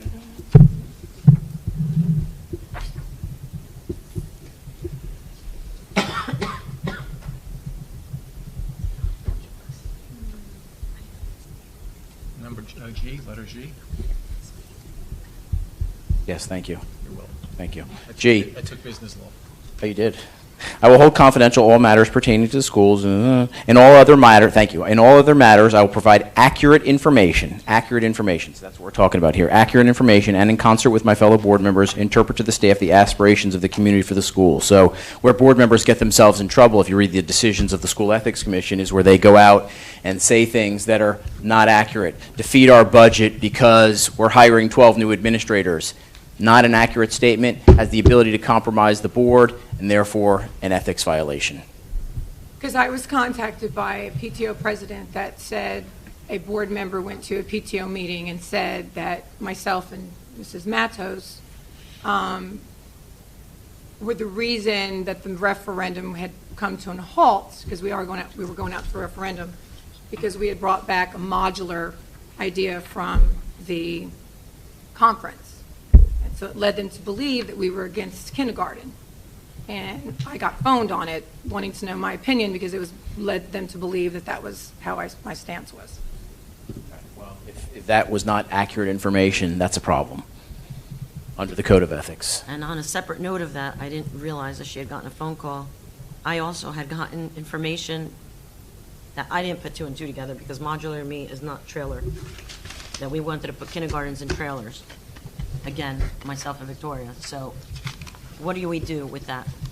It's very not important that when you as board members go out and speak to the community, PTAs, parent groups, whatever the case may be, that you're providing information that's true and accurate. And if it's your own opinion, like I said before, you're entitled to your opinion, but make sure it's very clear that this is your own opinion. And you shouldn't be speaking for other board members without at least consulting with them first and that sort of thing. So I guess we can discuss that in a more closed environment if you'd like, offline. Okay. Okay. Anybody else have questions on Mark's presentation? Sure. Yeah, just something I'm not clear on. When, if at all, are minutes or issues discussed in executive session allowed to be made public? The standard for the release of closed session minutes under the law is, quote, when the need for confidentiality no longer exists. So some districts every 6 months go back and release executive session minutes, and what they'll do is they'll redact that which is still confidential and release everything else. So, you know, what you guys settled your contract for, your labor contract for 3 years ago is obviously not confidential anymore, and you can disclose that. But if within those same minutes you're discussing a confidential student matter is always going to be a confidential student matter, so we would redact those portions which can't be released and release everything else. And again, I don't know, do we have a policy on how often we do that? Or Every 6 months. So there you go, every 6 months. Some do it every year, and they go through and release. It's actually on tonight's agenda. Oh, that's right. Yeah, I did see that tonight. Any other questions? Okay. Okay, thank you, ladies and gentlemen. Thank you, sir. Appreciate that. So now we can read our agenda items. Dara, would you mind? Page 27. We have 2 resolutions under policy development. The super, wait. We're pulling regulation number 9180. Oh, okay. Thanks. Okay. So it's only 2 policies and a regulation. There was a question that came up at the 11th hour, and I just didn't have time to dig into it, so I need time to dig into the question. For that one, too? Okay. The superintendent of schools submits the following resolutions for approval. 1, Code of Ethics. 2, second readings. I so move. Thank you, Dara. Seconded by John. Anybody have any questions, comments? Remember, we are pulling Regulation 9180. Okay, Cindy, please call the roll. Mrs. Lou Riddell? Yes. Mr. Marshall? Yes. Mrs. Matos? Yes. Mrs. Rosenwald? Yes. Mrs. Dean? Yes. Mr. Dwyer? Yes. Mrs. Cow? Yes. Mrs. Ennie? Yes. And Mr. Lolonsky. Yes. Page 29, Policy Development Relations Matters. We have first readings on policies number 5200, Attendance, Policy 5305, Health Services Personnel, Policy and Regulations 5310, Health Services, and Regulations 8441, Care of Injured and Ill Persons. So, Craig, I guess these are first time on the board. Do you have any Yes. comments or questions on these for yourself before we discuss them? Yeah, just a couple quick things for you on each. So 5200, just so you have a little background. Earlier this year, we received a memorandum from the Department of Ed that clarified some new language changes in code pertaining to student absences and how they were recorded in the school registers. Specifically with respect to excused absences and unexcused absences that count towards truancy. So we had to make some revisions to 5200 to reflect those language updates. You'll see that specifically with a reference to take our children to work day as an excused absence.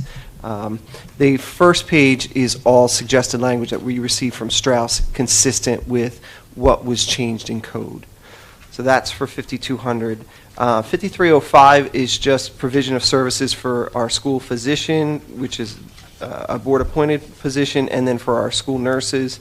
Minor language changes consistent with code, and some changes for current medical practices and best procedures. 5310 is health services, and that just sets forth your scope of provisions for actions that we take to ensure health, safety, and proper medical emergency services. Some updates in there are things regarding emergency administration of glucagon, self-administration of medication by a student with asthma, or any other life-threatening allergic reactions.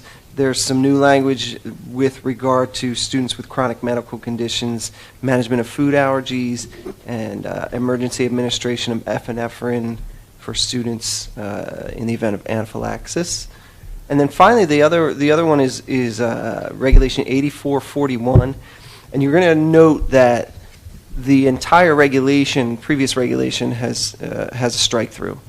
We had to overhaul this one completely. This one took a little while. We Big regulation. yeah, we had a lot of good dialogue with the school nurses and our school physician to get this one straightened out. We have a standard operating procedures manual for our school nurses, and what we discovered was that our regulation for care of injured and ill persons did not align with our standard operating procedures manual. So with the changes that we're recommending tonight in the first read, we will get those two to match up. That's it. Debbie. I have a small question on the 5310, number 4A, only because I live this. The wording you use is EpiPen auto-injector. EpiPen is actually the brand because there's more than one epinephrine auto-injector now. Okay. It used to be the only one, or at least the most popular one. I would just hate for a parent to, you bring their, it's called OVQ, which is the newest one on board, and then all of a sudden, you know, if something, God forbid, happens, they have an issue. So is it, if you could clarify that for me? The word Mhm. EpiPen is Mhm. actually the brand of the epinephrine. So It should actually be just an auto-injector? EpiPen auto-injector. Okay. Epinephrine auto-injector instead So of EpiPen. we'll strike through via EpiPen? And put via epinephrine auto-injector. This way you're not Okay. branding an epinephrine auto-injector. Yes. It was copyright infringement? Okay. We got you. Thank you. Okay. We'll make that change for the second read. Anyone else? I'm just curious on 5200, I guess it's in the bottom of page 3.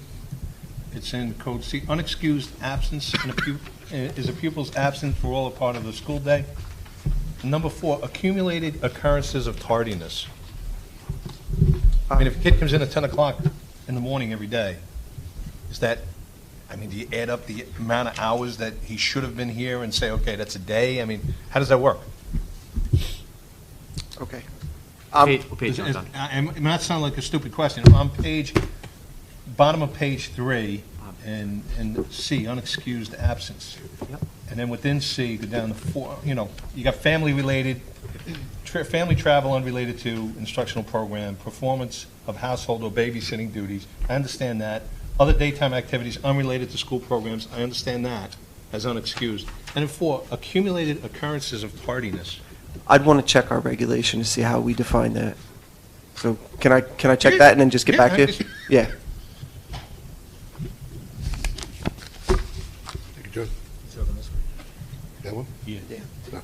Anyone else? Fairly certain we have a clarification in the reg. Somewhere along the line. Yeah, okay.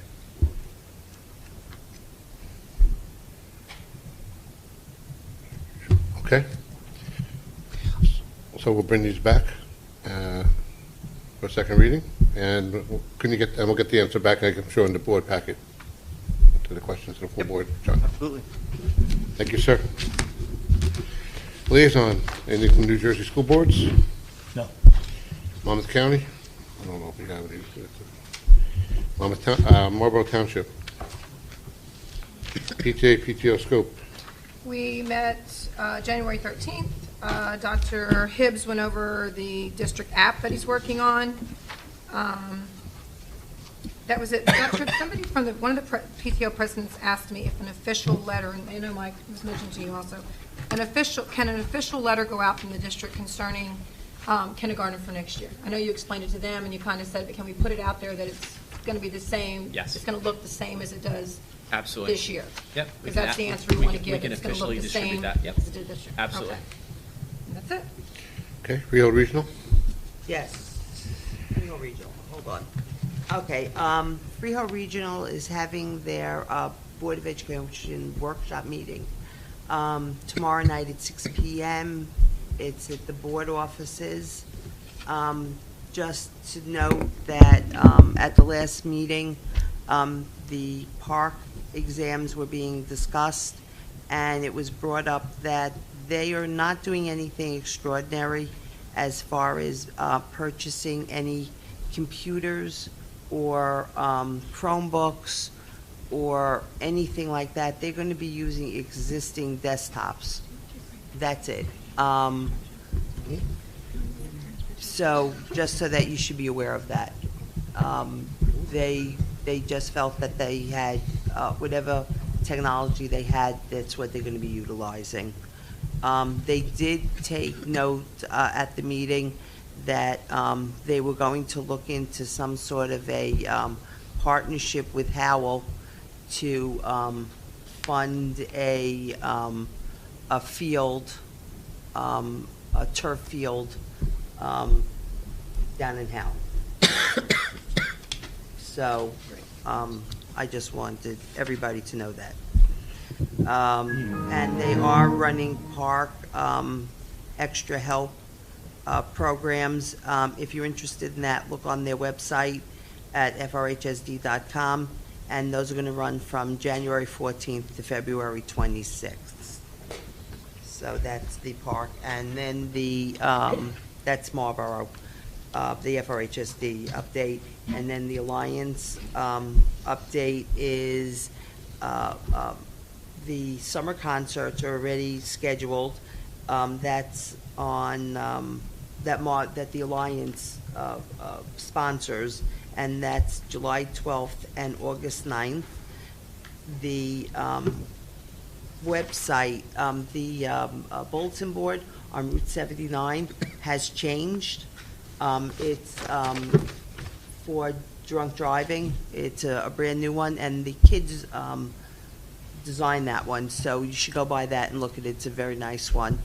And there is a Putt for Paws that they're sponsoring, and it's for the K-9 unit, and that is February 7th, Saturday, February 7th, from 9 a.m. to 12 p.m., and it's at Monster Golf. So that's that one. Question? Bonnie, educate me. The fields that they're looking into, putting in new fields, upgraded fields, now? It's turf field. Turf field. If they do for one, don't they have to do for all? I don't. High school doesn't have night lights. The other schools No, do. well, that's what keeps, everybody keeps telling me, Marlboro will never have it, because if you do for Marlboro, you got to do for everybody. Other schools in the district have night lights in the fields. Manalvin has lights, and Township that's- has lights, and Hal has lights. And that's why I'm asking the question, because we have, in Marlboro High School, But they don't even have a school board that works. But I did the correlation between the two. They're not doing anything to help they're not buying technology. They're not buying any new technology. They're going to do some sort of a partnership with Howell to put in a turf field for sports. And just also remember that Marlboro pays the highest taxes of all the sending districts. And the field is being put in Howell. I just figured I'd put that out there. Well, you put that out there, but what can be done? I'm just giving you a report. Marlboro Educational Foundation. The Education Foundation is doing a wine tasting on February 27th with a snow date of March 2nd. It's going to be at Whole Foods. I can't remember what it's called. At Whole Foods. And the flyers should be sent home approximately February 1st. Just approved it today. Yeah, so hopefully everyone will come out. $50. It's $50 Yeah. a ticket.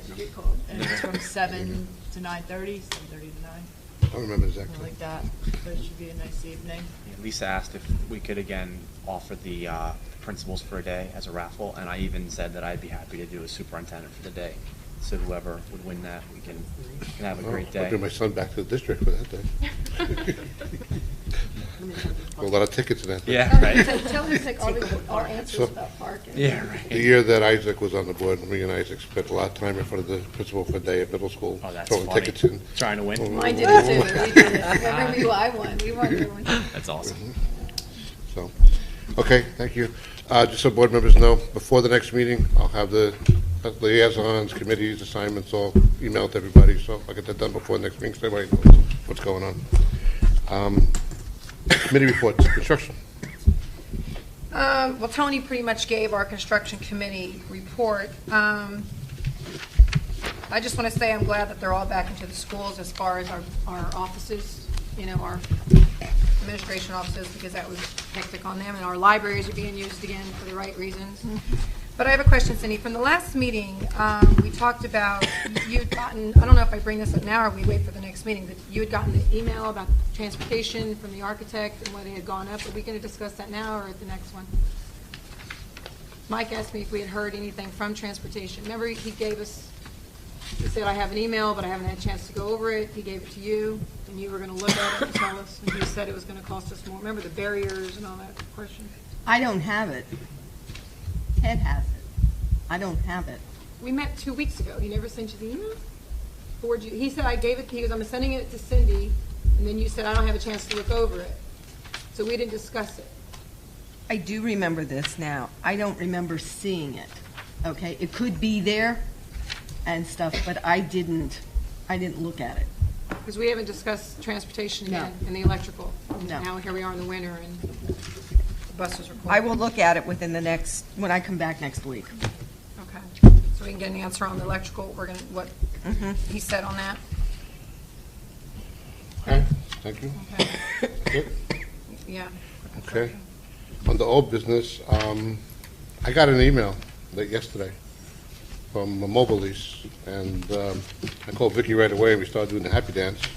Yep. Because, again, without going through this, I immediately called Dr. Hibbs and told him I was doing the happy dance, because the initial estimate for mobile lease, remember we had a $20 million estimate from standard construction, is a $10 to $12 million figure.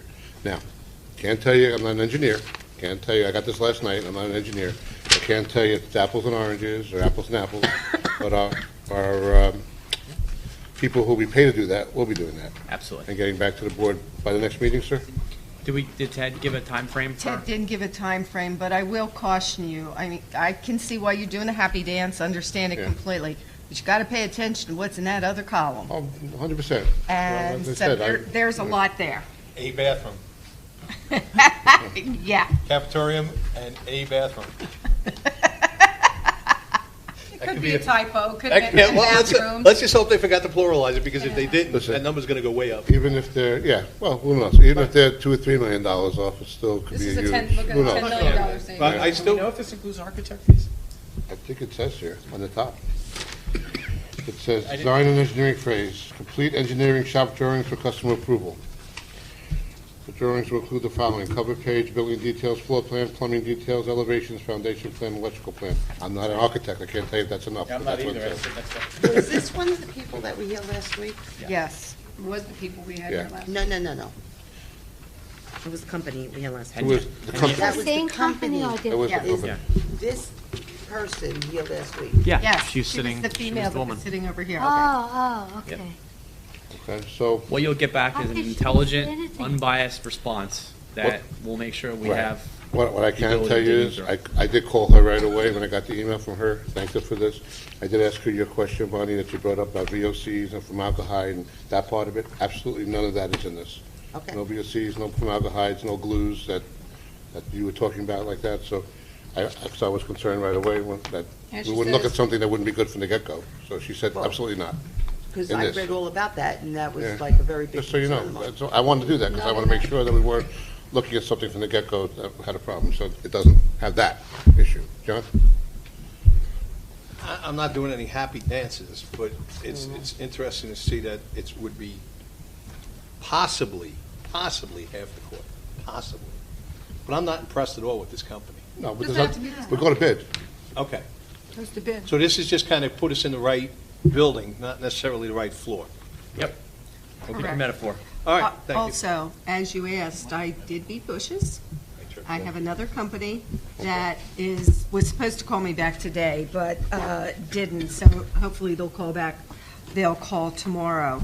Told him I wanted him to come out and make a presentation to the board, include costs, et cetera, and stuff. So they will be getting back to me. And places that they've done, that we could actually see the quality and the caliber of the work. Do you have the name of that company? And also, Yeah, you'll have the Right. name, and there's another one that I'm trying to get in touch with too, so. The question for me, do we have to say, what do we want? Do we say, oh, we want so many square footage, how many, classroom? We have Do how we have many- at least a high level, Yes. these That's items? what it says in the report. We have in It says here? there, 28 classrooms, cafetorium, gym. But don't we have a piece of paper that the $20 million, or piece of paper that the $20 million estimate was based on? Yes. So can't we show that to these people, to say we want apples to oranges in your version, and what's it cost? It is, drawing is what it is, and specs are what they are, so. Yeah. And could somebody be so kind as to clarify whether or not it was a typo, or there's going to be multiple bathrooms for 28 rooms? Okay, we'll do. Because I wouldn't want to be in those hallways when those kids come flying down the hallway after lunch. I wasn't here during the presentation, but I did watch the video, and I found it very interesting that after the meeting, Dr. Hibbs did tell you guys that he gave him full access to everything, including Ted. So my question, I guess, to Cindy and Dr. Hibbs is, why didn't he have a number walking in here? Like, We all asked that. no, not his own number. He didn't know a $20 million number. So if he had full access to what we've already paid for, why? He didn't get all the costs. What he got was the floor plans and everything, and had a conversation with Ted. I didn't give him the spec sheet from the other one. But that shouldn't have mattered. I mean, what should have happened is He was a lousy salesman. Don't get me wrong. awful. We should have brought Debbie, them, but what he was just a lousy salesman. What was obvious to me, though, when she was walking out, we mentioned the Lousy. public Yeah, I number saw one. that. I saw And he that, was but, like, well, you know. what? I could beat that. So I Well, think the he is, shock was what I think he kind of, when he said it would cost the same, but it would be But I'm done saying with quicker, the he second assumed our number was 10 to But with 12. the second company, we're just saying, make sure he has the specs, make sure he has the, our stuff, our number. And we didn't give him that.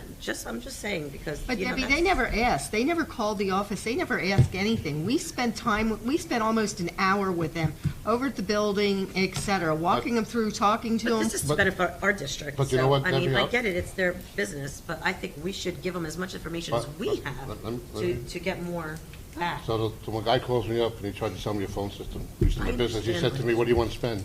And I said, no, don't Mm. answer No, that but you're question, hang it up. asking him What's what your to budget? compare to. But no, the specs you compare to, but then tell me what you're going to charge You me. I guys don't- asked him, is it going to be cheaper? How is he supposed to know if it's No, going to be cheaper Debbie, if he doesn't know an order? Debbie, I asked the question, what were you told we were looking for when you came here? And the guy went clueless. The guy he looked like a deer in the headlights.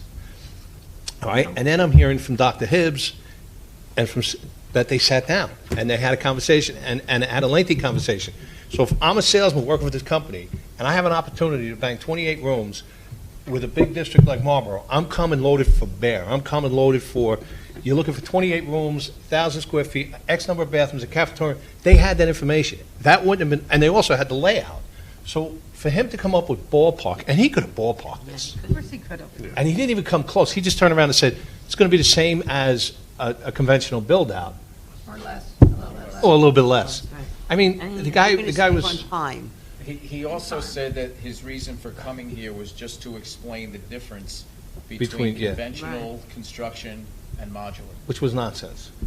That's what he was saying that he was coming out for, but he that's never how even he's did saying that. he was never really instructed compared it. to do so. Well, I'll And tell that's you what what. I was I didn't think I crazy needed to about. tell him to come clothed either, and I'm surprised he wasn't naked.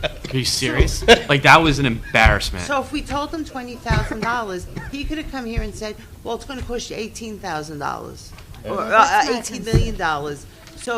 So oh, you're saving $2 million.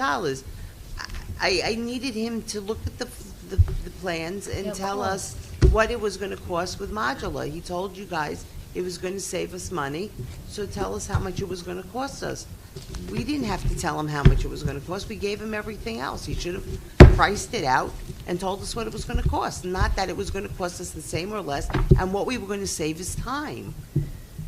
Period.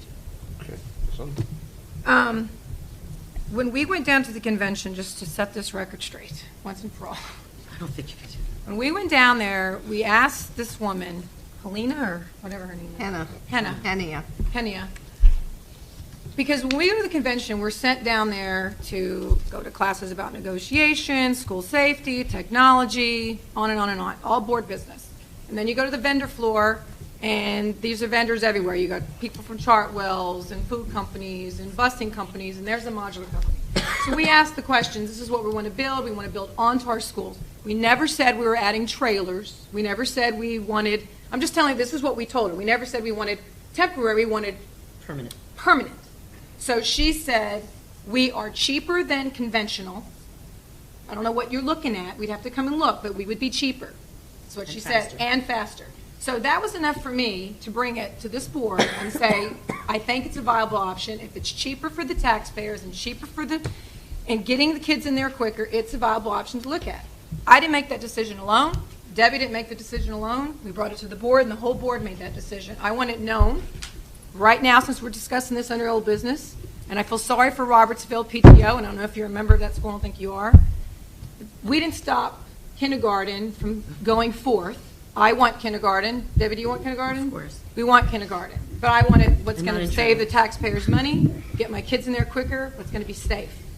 If it's a $5 million savings, if it's a $10 million savings, to me that's a savings. And I personally, I can't speak for everybody else, I personally do not think if we stick a $20 million referendum out right now, it would pass. So I think it's a disservice to put something out there that could possibly get knocked down. So, for the record, I want kindergarten. I'm looking for something that's attaching to the building, that's a permanent thing. So that's why we want apples to apples, is what Mike says. So, I don't want anybody ever speaking for me again. I don't care if you're a board liaison for any school. Tell them if they have a question, they want to know my opinion, call me. Said my piece. Okay, so sum up, it's with our architect, Yes, it is. and as we have more information, we'll have an intelligent discussion about this. Yeah. You might have more people to show Well, the trees. exactly. You might have more people. And again, this is just to know how much we need for referendum. So we decide to go for modular construction, we need to know it's $10 million, it's $12 million. We already know if we nix modular, it's $20 million. Yeah. We know that already. So this is, once we get past how much this will cost and if it's equal to, sustainable, and what makes the decision as a whole, what to go forward on. All righty, anybody else, old business? Oh, sure. So last time we talked, and they went out, we decided not gonna to use them, right? So how, do they call us back? So No, they sent me an email. they sent me an- You and Dr. Hibbs told They me. sent me an email with this information last night, and I sent to Dr. Hibbs right away, and you have it in front of you today. Yep. We can't use anybody without going to, what I'm trying to say, out to bid. so they contact us rather than we contact. Yes. I didn't call them. Yeah, but you told them to, Dr. Hibbs. When they were leaving, you said, get back, if you have any information, get back to Absolutely. us. We did say that. We did ask. Yeah. Yep. Michael? Yes, sir. Go ahead. Yep. I just want to clarify, old business still, right? So Yeah. this is, I'm going general. I know there's a lot of specific things going on with the ethics and everything. I want to make sure, and maybe you could help me, if my name is put somewhere in writing, and your Dr. Hibbs or administration receives it, will I be emailed? Because, you're not the only one who got a phone call, and I want to make sure that my name is not getting trashed everywhere. I'm with those children all the time. I'm volunteering everywhere. I'm volunteering here and outside of the schools. And if my name is somewhere, I want that correspondence. I'm just letting you know, and I don't know I know, if she went forward I and spoke to emailed Mr. anything. Zinnemer about that today, and Mr. Zinnemer told me if I get a correspondence with someone's email in it, I should forward it to that person. Yeah, if Dr. Hibbs or Mr. Lalansky receives an email pertaining to any one of you, I think it's your right as a member of the board to see that correspondence. Okay. Thank you. So if he got correspondence, Sure. can it be reflected into the minutes? I mean, arguably, it's a public record. Anything sent to the administration pertaining to a matter of board business is a matter of public record generally. I mean, there's some exceptions if it involves a personnel issue or a student matter, but if it pertains to any one of you, you have a right to see it. Thank you. John? Cindy, going back to conventional build-out versus modular. The conventional, they threw out a number of $275 a square foot, and this is where I have a problem with the conventional. And again, I'm just talking general, because to me, it just seems like an obscene number to say $275 a square foot, and I said it publicly before, and I'll say it again. You could build big mansions in Marlboro and Colts Neck, and at $275 and have golden sinks. and we're talking a brick and mortar type building. I just find that hard to believe, Yeah. that we have to live with that and there's nothing we can do. Is that fact, or that's it? Period, the end? John, you could do something. You can go out to bid and get new professionals. As a board, you can always go out to bid and say, I want different professionals. I don't. Well, you go out to bid, but What you're saying is I don't trust Michael, professionals. but according to our architect, Yeah, he said it's going to be $275 a square foot. Correct. So if the board as a whole says what you're saying, the only thing we can do is say, okay, time to get a new professional because I don't trust this professional anymore. But- We could do that. Yes, you can, but here's your problem is that he's telling you, or any professional is telling you what the costs are, what they estimate the costs to be. What the costs come in at is what you live with, or you reject all the bids. And I've never seen anything come in lower, But that's not true. We've had things. significantly can we lower. get it I apologize, significantly lower. Yeah, Sure. You say when we have with the company, when we have like design, have vendor list, like specify the vendor list. Our Board of Education, do we have say the construction, which company we are going to use, or we just go to public to bid? No, to bid. We go to You have bid. We go to bid and we get the lowest Everything has to go responsible to bid. bidder. Right. Over a certain amount, we have to go to bid on all of it. So Lowest then- responsible bidder. So- What I was saying was, Lowest we have people who work for us, like our attorney, like our engineers, that work for the board, that the board appoints. And anytime the board feels it wants a new one, it can, as a board, decide that and go ask Cindy to go out to bid with a specification and get a new one. And say, start all over again. But then again, you don't forget, you're paying again for the plans, you're paying again for his work. You're starting all over. Starting over. But that is always an option. Thank you, Michael.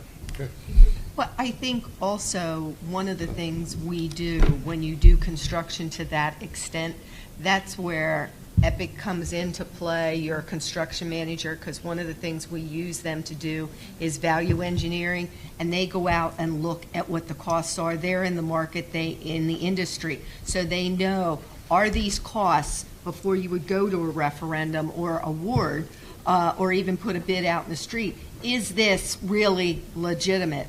Are these numbers really good numbers? Because they deal with this. I have very mixed emotions on it, because I said it to our I architect, it's a very incestuous business where they're all in the same kind of group together, and they do their thing, and it drives up the cost, and that's why I asked, is there anything else that we could do as a board if we had to go conventional to try to get those prices down? Here's your problem and Mrs. Dean, if you don't mind, I'm going to bring you into this a little bit because you and I have talked about this.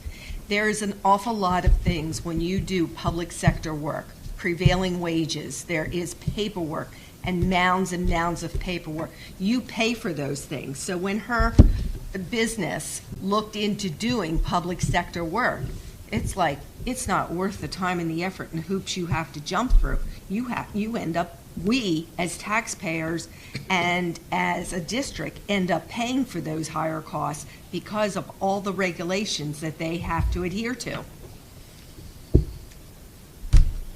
I don't like it any more than you do. No, she's cheap. It just doesn't sound right. Thanks. Easy.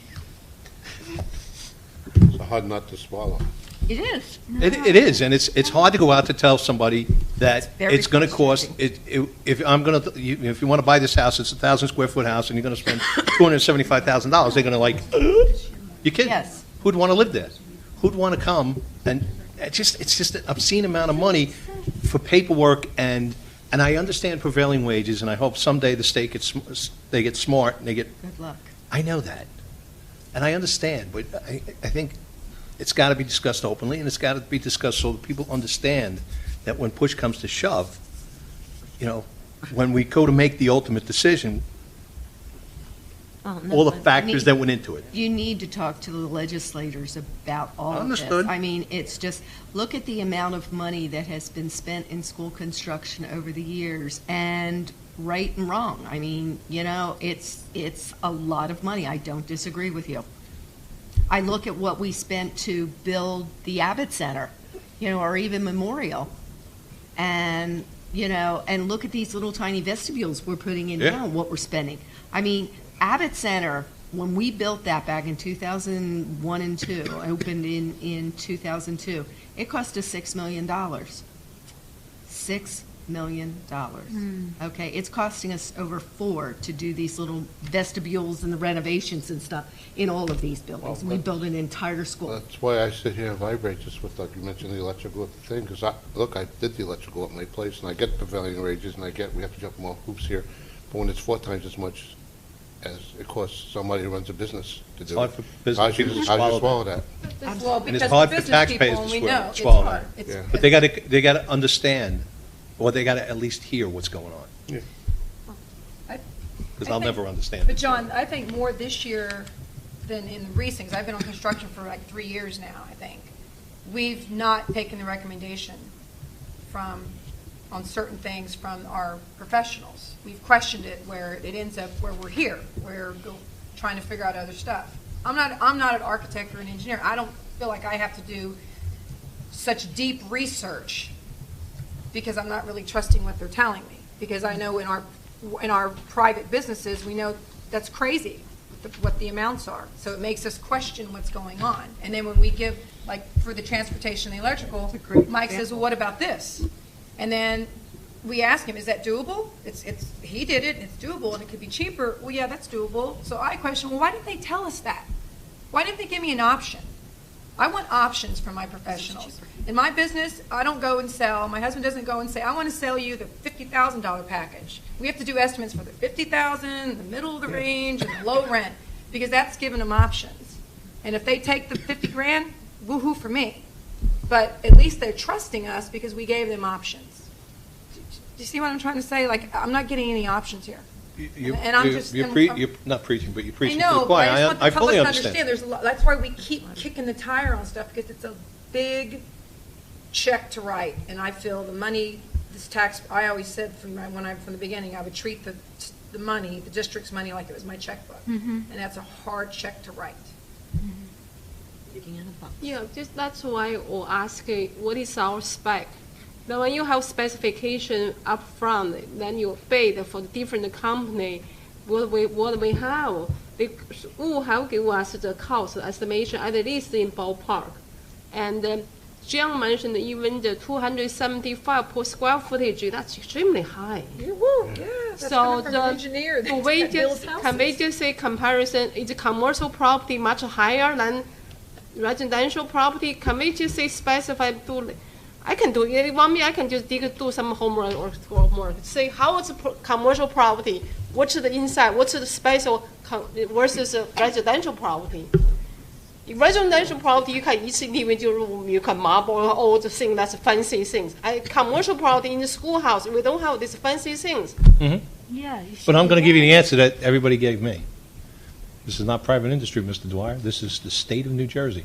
And I find that just hard to swallow. So what we can't do is we can't call 3 people in for estimates and say, oh, you're the cheapest guy, you got those jobs. You can't do that. What we can do is try to figure out what it's going to cost and make sure we go out to bid with enough money to cover the costs.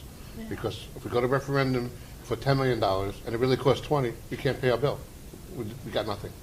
So we have to make sure that we get a responsible figure back to us, which our professionals are telling us $20 million for a conventional building. We don't know what this means yet because no one on our side has looked at this yet, but let's say it was right. Then let's say this was right, $10 to $12 million to go with modular.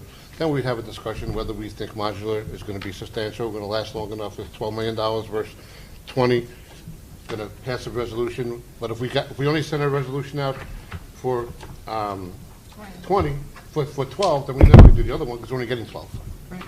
So we've got to make sure we know what we're doing, how much money we're going to spend up front. What we can't do is what you and me would do in our business, or if you're at home, call 3 contractors in, I want a deck, how much is it going to cost? Okay, I pick you. We can't do that. It's frustrating as all get out. I know it. I've dealt with it for years. Okay, so next update will come when it comes either way. You might have another, Do we have a date of our next construction meeting? no, not yet. Okay. All right, anything else on old business, anybody? New business? Anyone? We did have the teacher workshop reimbursement, October, November, and December on there. Anybody else have anything else in new business? Can we pass a resolution at the next meeting? Dr. Hibbs shaves that sinister, very sinister beard. You've been talking to my wife, haven't you? He might be wearing a disguise the next meeting. No. Sorry. I come alive after 10. Sorry. Final public session, open to any item. Yes, sir. Remind them that Marlboro Middle School is putting on Grease this weekend. Yes, Marlboro Middle School is putting on Grease Grease this weekend, weekend. and I think Pat told me they still had tickets. Yes. Okay. Friday night, Oh. 2 shows Friday, on Saturday. 2 shows. You know, I didn't see an email go out with all the It's on the flyers. email. Did we You send one didn't out on all the flyers? I didn't see Friday one. at 7 and With all Saturday the too. flyers that Teresa sent today, did not see one and today. the 7, I don't know. yeah. I didn't approve one for Greece, so I'm Yeah, going to something- assume it already Are y'all went. waiting for Didn't it? I Had don't to have know. already gone. I didn't see it. Oh, we got somebody. I'm sorry, we would have stopped talking. I thought you were so interested in all. Yes. We thought you liked it here. Come on. Board member. Yeah. Yeah. Okay, well, let's Okay. get her up there. Get her Okay, anyone from the public wish to address the board on any item? Yes, you do, ma'am. Yes. Boiling 27 Edie Drive, really quickly. You said something about,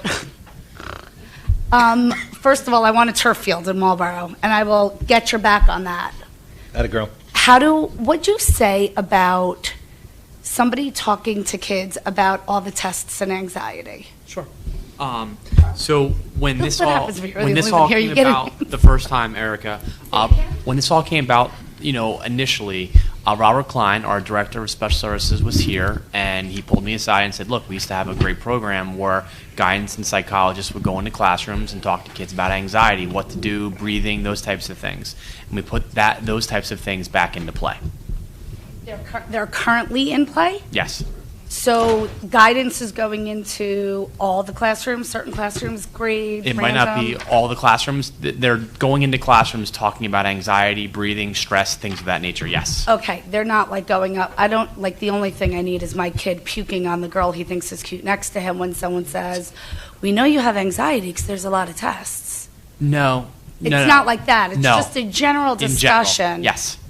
Okay. Yes, no puking on girls. Freaking for the past 3 hours. Nope. Come back. No, I've not been made aware of any throwing up on anybody. Come on, that was Thank you. sport I'd for like us. to know, the only way, not that I would ever get a job in this district again, because the board would never approve me. However, the reason to go back would be to co-teach with Anne Marie again. Oh. A dream I know. Okay. Best assistant in the district. Oh, that's great. We've heard that. Anyone else in the public wish to address the board? And any item? Seeing none, I'll read the executive session resolution. Be it resolved that in accordance with the provisions of the Open Public Meetings Act, the Marlborough Township Board of Education shall conduct a closed executive session pursuant to personnel and legal exceptions required by NJSA 10:4-12 for the purpose of discussing safety and security in our schools and a personnel matter. It's anticipated length of... Negotiations as well. And negotiations, I'm sorry. Which one? And there's the monitors. Okay, negotiations. Anticipated length of time... Personnel and attorney-client privilege. Personnel and attorney-client privilege. Thank you, sir. Anticipated that the length of time of this session will be 30 minutes, and action will not be taken in public executive session. Be so resolved, the minutes of executive session will be released on the need for confidentiality according to NJSA 10:4. No longer applies. Seconded by Mr. Dwyer. All those in favor? Aye. Anybody against? Which passes. I will now make a motion to adjourn to executive session. Seconded by Craig. Getting late. All those in favor? Aye. Anybody against? No. We adjourn to executive session.